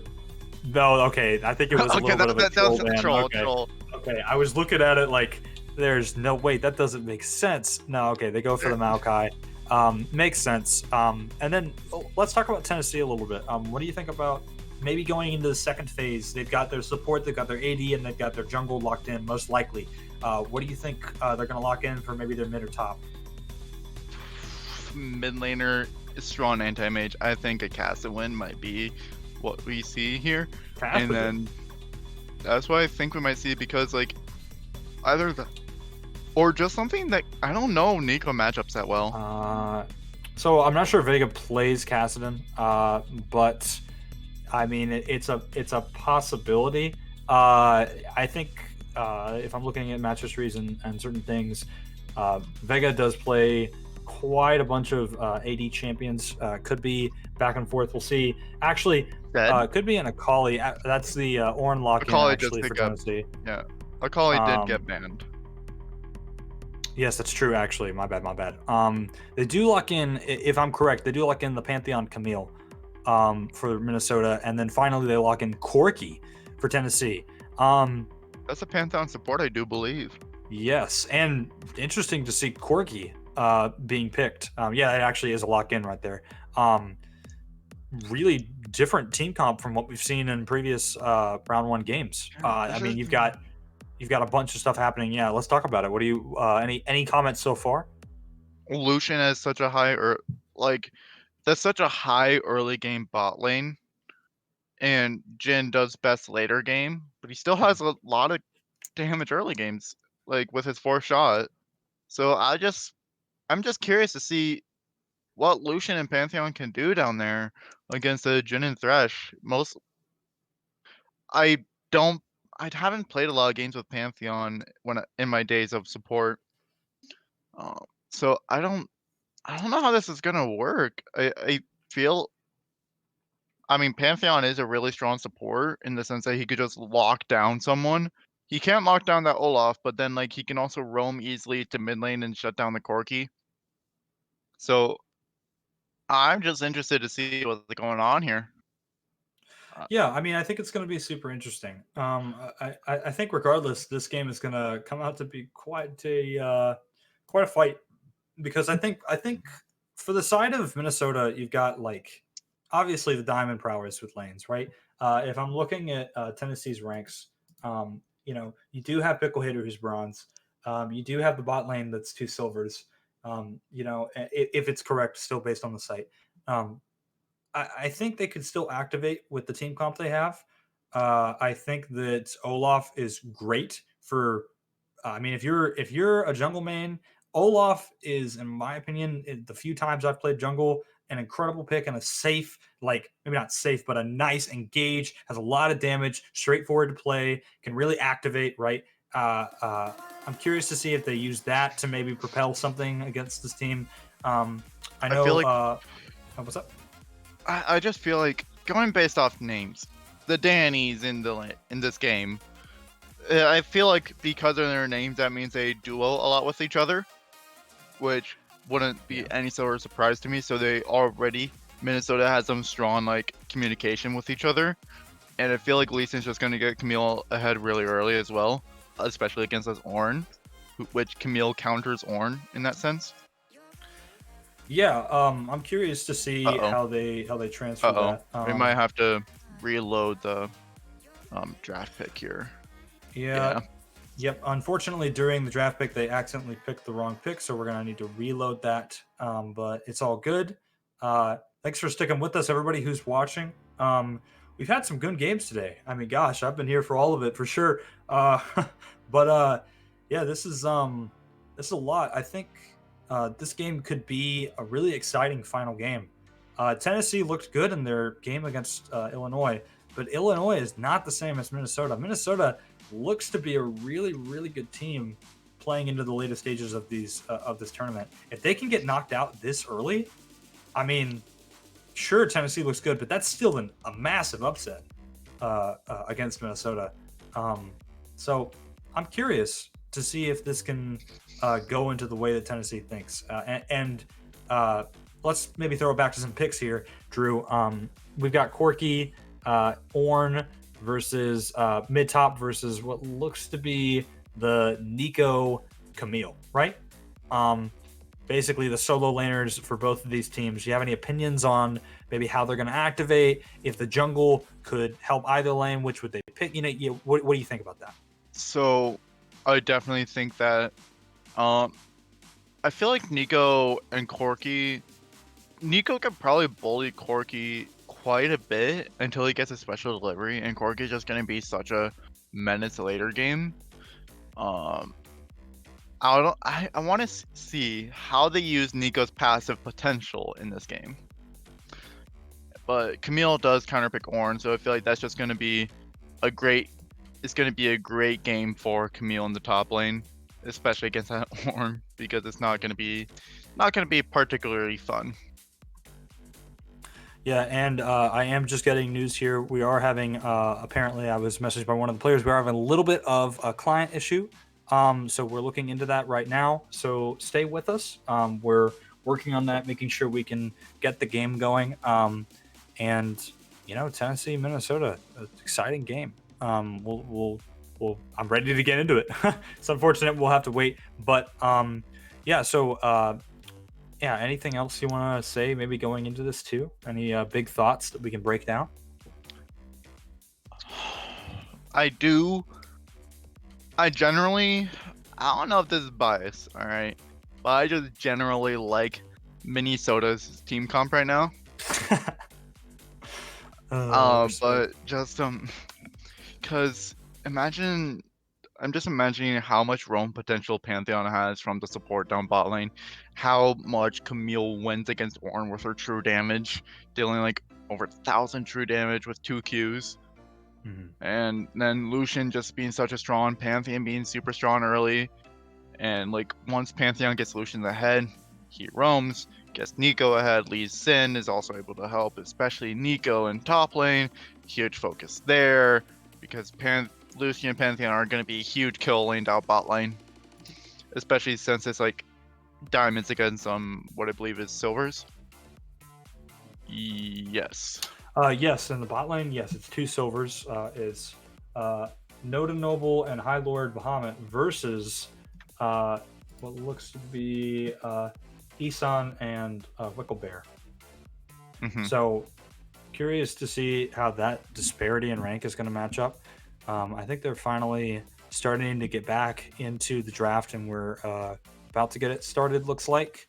But yeah, no, I mean, we could talk about it as many times as we can, but like disparity we in got rank another is massive. We got another 4 minutes to talk about it. Right. Well, then let's dive into it. Again, rank disparity. It's like, so what do you as a player, I guess I want to get your insight on this. I don't think we talked about it too much. What are your thoughts on like, how much the rank itself matters versus the team play? I know we talked a little bit, but and I talked to about this with other people, but I'm curious as to how like you think that translates in these games. Okay, so if you have someone, I'm gonna use my pens for this. If you have Nice. someone that is, if you have someone that is gold, plat, or diamond, they know the fundamentals of the game. They know what they're supposed to do, and if they have a team together that they know and talk to, they can perform pretty well. Bronze and silver, though, and irons are just lacking some fundamental skills. I was silver 3 for a long time because I lacked fundamental skills, and then I got coaching from my friend who is a plat 4 man right now, and now I'm gold 3. A huge rank from last season because I learned some fundamental skills. Once you learn those fundamental skills, you do so much better. And it just like, it's a difference between not necessarily skill 100% of the time, but do these players know the fundamental skills? Sometimes these people just don't play ranked as often. Sometimes these people just, they like playing norms more, or they just don't play league that much. But either way, it's a matter of fundamental skills and how often people play ranked. And like, I don't know how both the Dannies are doing in their games because they're, I don't know. It's just a matter of fundamental skills in that sense. Okay. Wait a minute. We're in draft pick right now. We see Lucian being picked up by Gigabyte and Nico being picked up by Ishan. Oh, this could be actually. Oh, that's an interesting point because it could be Lucian mid instead of Lucian bot. Yes, it could be Super Lucian mid into that Corki, which that flips my tables on its heads. Maybe. Oh no, this is hurting my brain. Talk about it. Let's talk about it. What Okay, do you want to say? I was talking earlier about how Lucian Pantheon is really early game damage and just has a lot of kill potential down there, right? But then Nico doesn't have that much early game damage. She does deal a lot, and with her Q, she could deal still a lot of damage, but a Lucian mid, I don't know how that Corki, I feel like, could win against Lucian mid, but Lucian's just broken, so I don't know. why they gotta do this to me?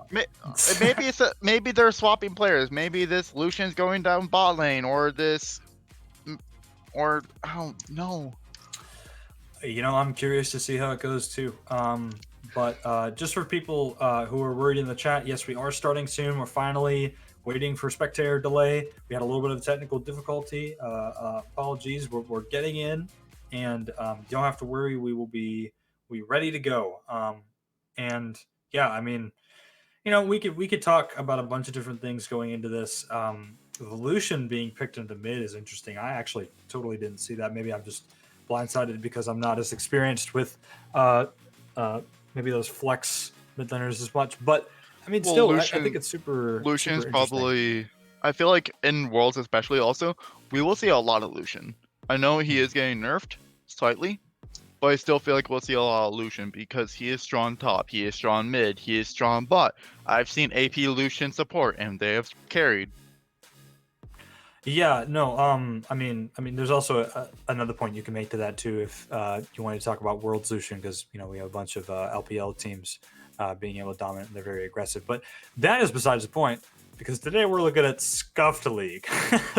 So We are Scuffed. We are super Scuffed, and you know what? We're proud of it. Maybe some more than others. Me probably more than others. But the thing is, I myself, just personally, I'm a mid laner.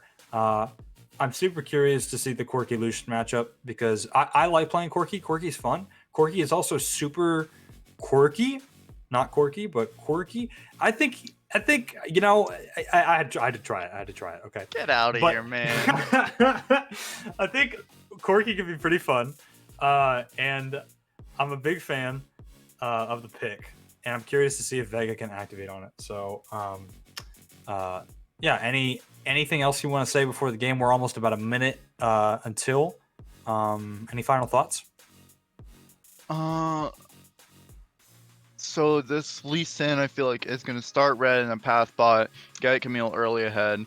Ornn's lane is just done from there if they get a kill onto Ornn. Camille then would roam. I mean, not Camille. Camille would win lane from that. Even if Ornn only has one death, Camille wins. Lee Sin could then go mid, get Lucian ahead, unless it's Nico 80. What is this? You know, it does throw a wrench into our thought process, and I can tell that you are definitely befuddled by the. I am 100% befuddled by this Lucian and Nico swap. I don't know what's happening.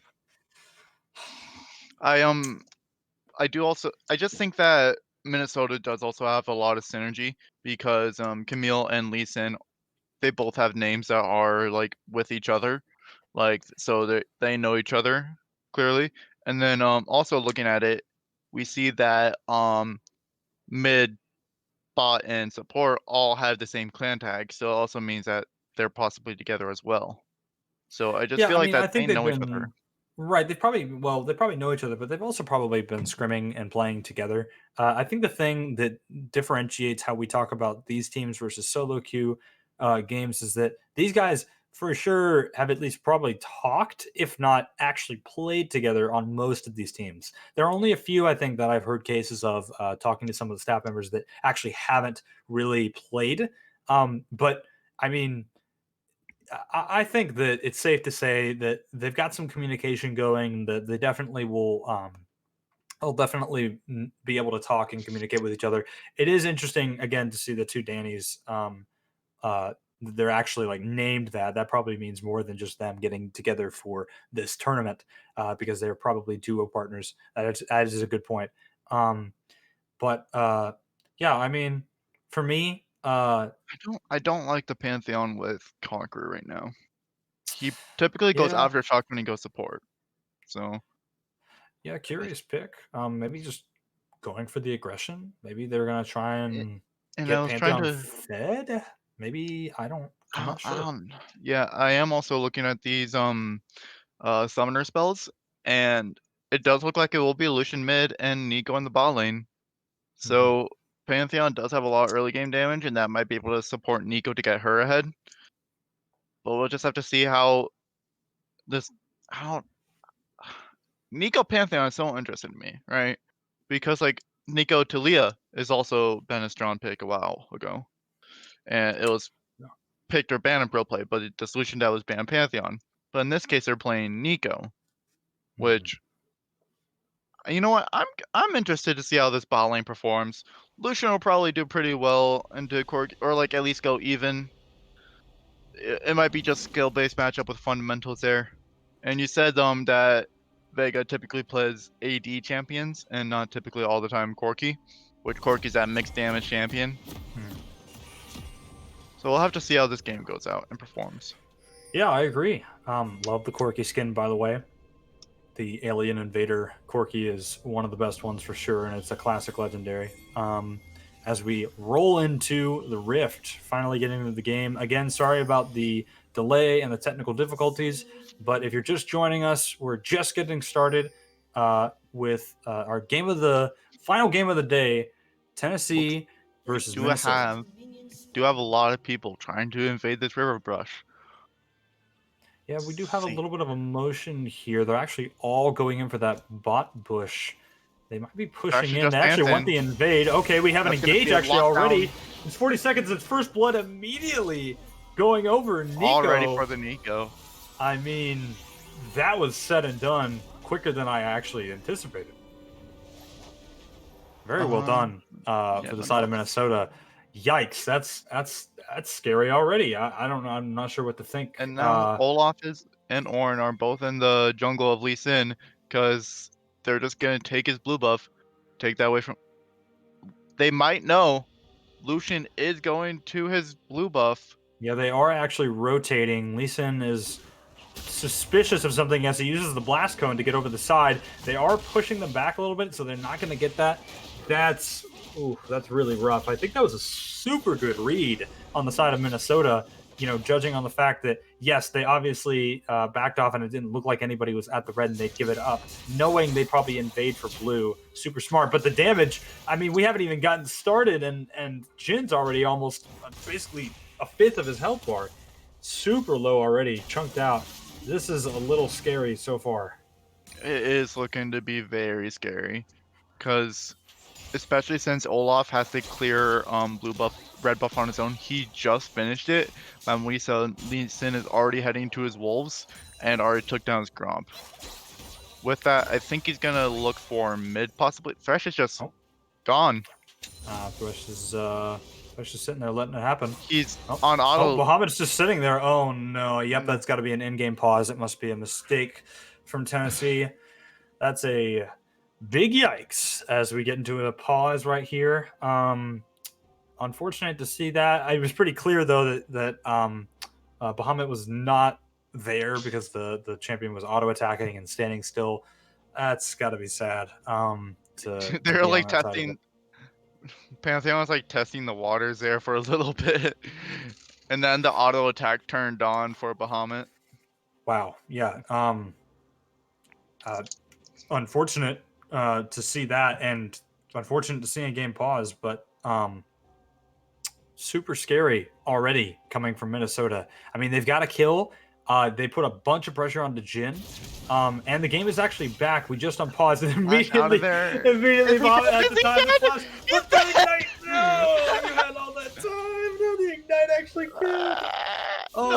No, Nico, sad. it wasn't the Ignite. Wait, Nico wasn't landed the that final kill. Okay, but meanwhile, top lane, Pickle Hater in a little bit of a bad position. Camille just gets the kill. I mean, we're not even at 3 minutes, and we already have 3 kills. I knew Ornn was not going to have a good time down bot lane, but just that's really unfortunate that Bahamut he couldn't do anything when they got invaded in the jungle, and then he just disconnected right there. Yeah, right in front of the turret. Some things you can play around. That one was a losing situation. Mid pause, there's nothing you could have done at that point. Super unfortunate. Speaking of nothing you could have done, Tennessee, what's happening? Are they sniping? They're basically getting. They're trying to do a kill per minute kind of thing here, except that we're going for the early version. We already have 4 kills for Minnesota. It's not even 4 minutes in.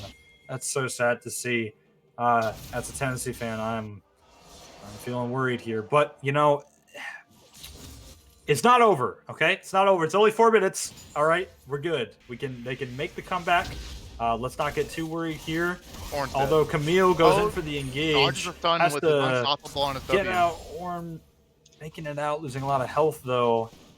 And because Camille used a TP, she's now going to be in lane. She went for the double longsword start, super aggressive, and gets the biscuit from the mastery. I mean, this is looking really rough on the top side. It's just constant skirmish. Pickle Hater is just not in a good position right now. Lee Sin is down bot side. Yep, we do have Lee Sin approaching bot. Wants to get something but doesn't activate just yet. No, this game is such in the fader in Minnesota right now. Minnesota was ranked to be one of the top 10 teams in the league. I think even top 5. And Tennessee is just looking really rough here, especially with like Lee Sin just Olaf being out jungled here. Okay, we have a skirmish you on the pushed bot up side. a little bit too far pushed up. Yep, Jin just taking too much damage, gets killed, and the rampage already coming in. I mean, Lily is at 4 kills.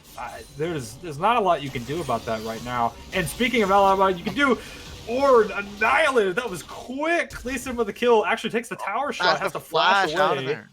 Ooh, okay. All right. Well, I mean, almost rough there, but they do get a kill. They, get that kill bot side. So positive still for Minnesota. Tennessee, you got to find something. Oh, sorry. I was yawning. Okay. Well then. I'm actually really sorry. I okay. got the coffee. Need more. It's all good. It's all good. Hey, listen. Tennessee's not putting up very exciting gameplay. I can understand why you might yawn. It's really only exciting from Minnesota's side. It's okay. It's good. No, so what can Tennessee do? You know, Drew, talk to me. What can Tennessee do right now? I would say focus attention, just keep Jin alive. And Ornn can scale the team really hard, get 1,000 gold league with each item he gives the team. Bahamut getting activated on the tower doesn't have enough time to get away. Pantheon's E did block that tower shot. Yep, and that's another kill. We're already 7-0. Every time I talk about the kills, wow, that's amazing. Camille using the Ornn Q to jump to Ornn, starts the ultimate. Too much damage. Ornn is trying to flash away. I don't know if it's going to be enough. The Q locks in. That is insane. I did not know that interaction worked. That's ridiculous. Camille, props to you. Danny. Holy God. I don't even. Even with this, the Camille not only hit the E, that hook shot, and then just dashing onto and stunning him, but when he tried to E away, Camille locked him down with the ultimate. Hashtag ultimatum, I'm pretty sure it's called out on the names. Yeah, that was a little bit scary. Ornn looking to actually walk against the lane, but I think it's too early. You're not going to be able to get there. Pickle Hater, don't die again. Come on. You don't need this. Let's cancel the early. I mean, this is just a bully. All right. You know, okay. This Ornn is so sad. I don't know how Tennessee wins this game, man. I don't know. And, you know, the flash coming off. Now looking at bot side. Oh no. It's just and cancels the tower shot with Pantheon's basically just a better Braum wall. Pickle Hater just got the pickle, indeed. So that's not mine. That is not mine. That is someone's in chat. I just saw it and I was like, I have to say this. I have to say this. Oh my god. Oh my god. Okay. I'm not even. I can't even. Oh my god. The kills. This is. Okay. They do get a trade. They do get a kill. Let's go Tennessee. But I mean, 11 kills to 1 at 8 minutes. This is tough, dude. I mean, holy wow. That was. Okay, you know, side note. Perfect game is gone. That's true. RIP Minnesota's perfect game. But that's not what we're talking about right now. We're talking about Tennessee trying to get out of round 1. I mean yes, the mid laner. Minnesota's nuts, but let's see if they can do what they can do, you know? Mid laner is behind on CS by 26, which that's like a lot of gold, but Vega's still alive. Props to him. Vega has not died yet. The only member of Tennessee not to die yet. Actually, right now, there's a little bit of a skirmish. Did I just jinx it? Oh, don't cast her curse. Come on, man. You can't do this. Poor Pantheon might try and ult in mid lane.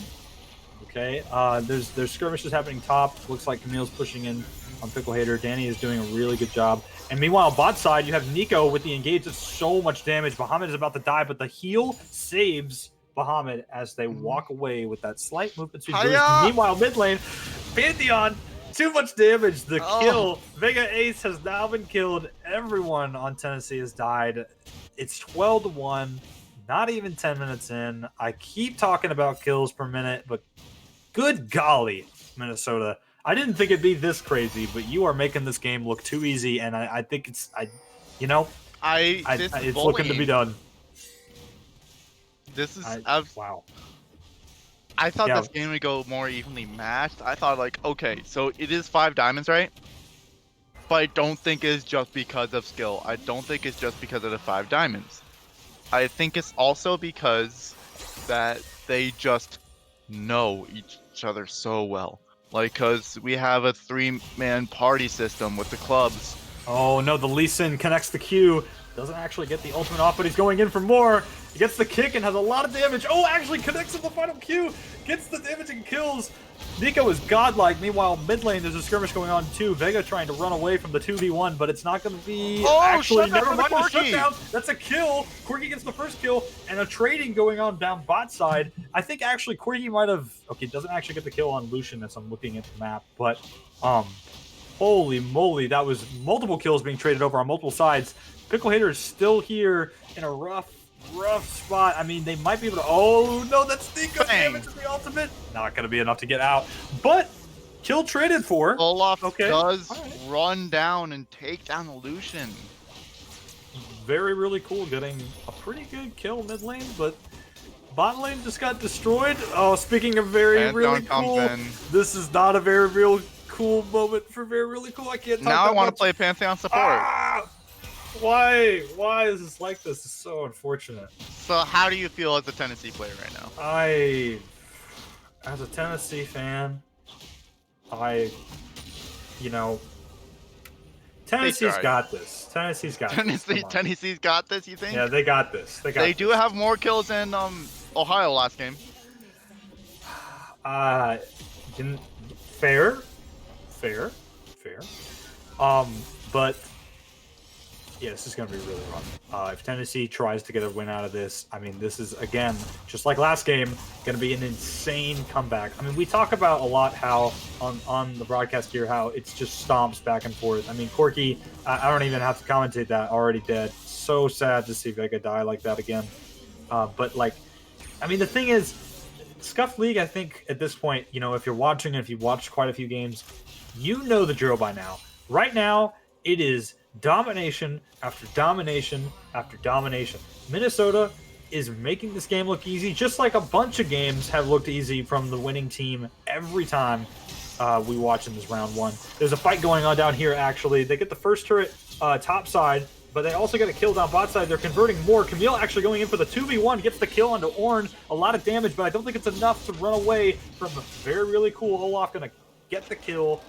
Pretty good trade in that side, but I'm a little scared for bot side as Lee Sin tries to close in. Olaf gets hit by the Q. Lee Sin says, no, I'm going to kick you back. But Lee Sin can't actually get the damage. No, the shutdown.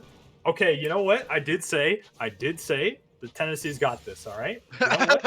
You know what? I did say. You said it. I do think we might be seeing an Olaf carry game. Is this Tyler 1 in the jungle? Is this Tyler 1 in the jungle? I think if they're going to win through anything, it's going to have to be Olaf through the jungle. Olaf's currently doing the most right now. Lee Sin does fall off very hard in this game, and Olaf just is going to be Olaf and just not be CC'd. Pantheon will just be a CC late game, and then you got Olaf just going to run at you. He's going to run after that Nico. He's going to run after that Lucian, take it both out. Then what do you got to do? Yeah, Camille damage? Yeah, we're gonna have to see as fights continue to break out. The game is just non-stop with action. Lucian using the ultimate to get as much damage as he can. Doesn't kill anybody. Actually, a hook engage come in. Thresh with a really good hook. They might get enough damage from the tower. I think that they traded kill already. It's 1 for 1. The Ornn ult getting a knock-up onto the Pantheon in the background. That's going to be a double kill. Very, really cool. Looking for a triple. Actually gets the triple and doesn't die. Tennessee. We love to see the comeback. Camille, no! Gets the kill. Come on. I'm about to praise you, Tennessee. Don't die here. Danny trying to run away from that one. Let's just say DHB trying to run away from that one as they almost re-collapsed on that. Pantheon actually... it's Nico. That's my bad. I got fooled, and I'm the spectator. I can't imagine what that's like for the Ornn. Whew. I mean, Pantheon's still dead. Now he's yeah, not. that's true. Oh, that's no, true, he wasn't. true. He wasn't. My bad. I was dumb. Pantheon was This is the Fiesta, Drew, and you know what? It's okay because we're also a part of the Fiesta. All right. Yeah. It's okay if we're missing things because this is what's happening. All right. We're not the only ones losing in calls here. Okay. Because Tennessee is not looking good, but also they're making some picks. Speaking of pick, we got about all the health, actually. I was about to say a little bit of health. No, all the health on Bahamut. Actually just annihilated. Didn't really get a choice there. Another pick in the jungle. As Minnesota continues to push, they're just blasting turrets down. Not a perfect game for Minnesota, but gosh darn, they are still dominating with the kills. They still have a bunch of pressure. The Nico is 8-1. You've already got items being activated all over the place. For Minnesota, this is still very rough. Minnesota does have a very strong lead in this game, and Camille has been doing a lot, and Oran's going to be mainly job to get that Molten Edge for that Jin, the Triforce upgrade for that Corki. Do see it all popping off for the Olaf. They try to get an engage here. Corki goes in with the package, getting some damage in the background, but it's not going to be enough. Lee Sin just does too much damage. That's 2 kills for the side. This looks like a 3v5, and they're winning it. They're dominating. Tennessee has to run. That's a double kill. Friggin' massive, and nothing is going to happen. They can't activate off of it. They can't do anything. Tennessee is decimated in the mid lane as Minnesota continues to push. They've got top lane pushing. It wasn't even a full fight. This game might be over sooner than we anticipated. Yeah, no, we did have a couple really good fights with Olaf, but then he just couldn't do enough there. He have what he needed. He is going Bruiser Olaf in this game. I don't think it's quite game yet, but I do think that we are going to see some strong potential. Right, I completely agree. I mean, maybe strong potential from Minnesota, not from not from Tennessee. Well, I mean, it's possible. It's always possible. The game's not over till it's over. But Olaf is running. Wow, is this going to be rough? Olaf is not running anymore. If that happens, it might just be over. So Camille going in for the damage right there. Super upsetting to see that kill get going. But Jin re-engaged with the ultimate. They're all really low. They could get a couple picks here. That's a kill already going in. They're looking for more. Nico with the damage. Big shield damage. Camille running back in there to maybe re-equalize the team fight. Oh, Camille kind of flashes, misses it, but it's a trade. Oh, super back and forth. Not really good for Tennessee at all in any way. I mean, yes, they did get the kills, but I mean, the fact that Minnesota was able to trade that when they were so low. Oh, I hope. Is Nico trolling? Is Nico gonna die here? No. Okay. I thought she was. I was a little worried there for a second too. We were both like, wait a minute. Wow. Okay. Drew, I'm gonna leave the floor to you. What do you want to? What are the last thoughts? I mean, come on, but give me a Tennessee defense. Give me something. Tennessee defense. Yeah. Olaf has 6 kills. He has a positive KD. There's some even KD right now. Yeah. This is it's looking rough. It's not looking like an easy comeback if it's going to be a comeback, but we'll have to see. We are on spectator delay. The game could be over by now. We don't even know. Yeah. They just have so much pressure in every single lane. There's an inhib gone mid. The tower's half health top lane. It's free dragons every lane. Does look like it will be Infernal Soul this game, which that's just insane. I think it's Mountain. No, it's Infernal. Is it Infernal? Oh, okay, my bad. Yeah, you can see on the top left. Yes. No, but anyway, I'm pretty sure this might be a fight right here. Olaf trying to go in and do a lot of damage, but is chunked way too low. They can 3v5 this, I'm sure. 3 members of Tennessee having to run back because of how much damage they took. Just couldn't fight that. Olaf couldn't heal with Pantheon's E blocking all the damage from in front. Just could not get his healing from his auto attacks, his lifesteal. He does have a Vampiric Scepter now, so hopefully a little bit more lifesteal. Yep. It looks like they're just going in for more kills here. Lee Sin just absolutely dominating this game. I mean, again, we talk about dominating performances, and this is just looking like another one of those. It's so sad to see teams get swept like this, but I mean, I think in the first round of competition, when you have rank disparities like this is how it's going to be. And speaking of Pantheon is diving in! Engage coming in. Pantheon doing a lot of damage. Nico, it's just too much for Tennessee. Tennessee put on a good stand. They tried their fight, but they couldn't stop the roll that was Minnesota. Minnesota dominating this game, taking the first round win in a absolutely fantastic proportion. That was insane. Wow. So, do have a better ratio than Ohio, but Tennessee just gets knocked out round 1, and Minnesota really just overperformed there. Well, I don't even know if I'd call it an overperformance. I mean, they performed like they were Diamond, and Tennessee performed like they were not. And you know, nothing to Tennessee. Listen, I had my heart out for Tennessee. I wanted Tennessee to win that so bad. It's so sad to see that happen. But geez, those damage graphs too. I mean, obviously the Camille Lucian did not do anything. Worked. You know, we were scary. We were a little nervous about the Lucian Nico thing in the beginning, but I mean, it was clearly a working strategy. So yeah, I mean, that's gonna wrap up that game. Any final thoughts about, you know, maybe what you want to talk about Minnesota going forward? We know that Minnesota is going to be playing against Alabama next because Alabama won the previous game. That's how the brackets should go, I believe. So any thoughts going into that before we close out? Minnesota going to Alabama.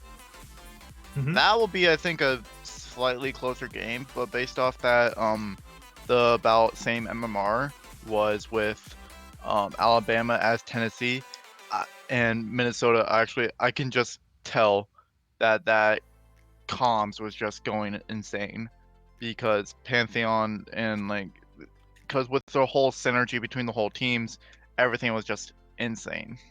I do fully believe that Minnesota will go far in this league. Yeah, Minnesota will go very far. The Jin just also didn't do anything in that game. I'm sorry. You did less damage than Thresh. Okay. Let's not take anything out on players that already lost. Come on, it's unfortunate to see that happen. But you know, let's talk about positives. Minnesota looking incredible, and I was corrected. Actually, it's not just Diamond players. They are apparently around Master Elo as well. So they are like clearly looking to be favorites for the tournament. Amazing dominant performance. Great job from Minnesota. But overall, exciting day. We had a lot of matches. I think this is going to end out the day, and I think we're going to head off now. But I'd like to thank everybody for joining us. I'd like to thank production and everybody for doing this. Drew, thanks so much for being caster with me. This was fun. Oh no, absolutely. Thank you for sticking around for 4 games. Really do appreciate it. Of course, no, it's all good. And thanks everybody for watching. I'm pretty sure we'll be on tomorrow, so we'll catch everybody then. And I hope you all have a great day. Thanks for watching. See ya.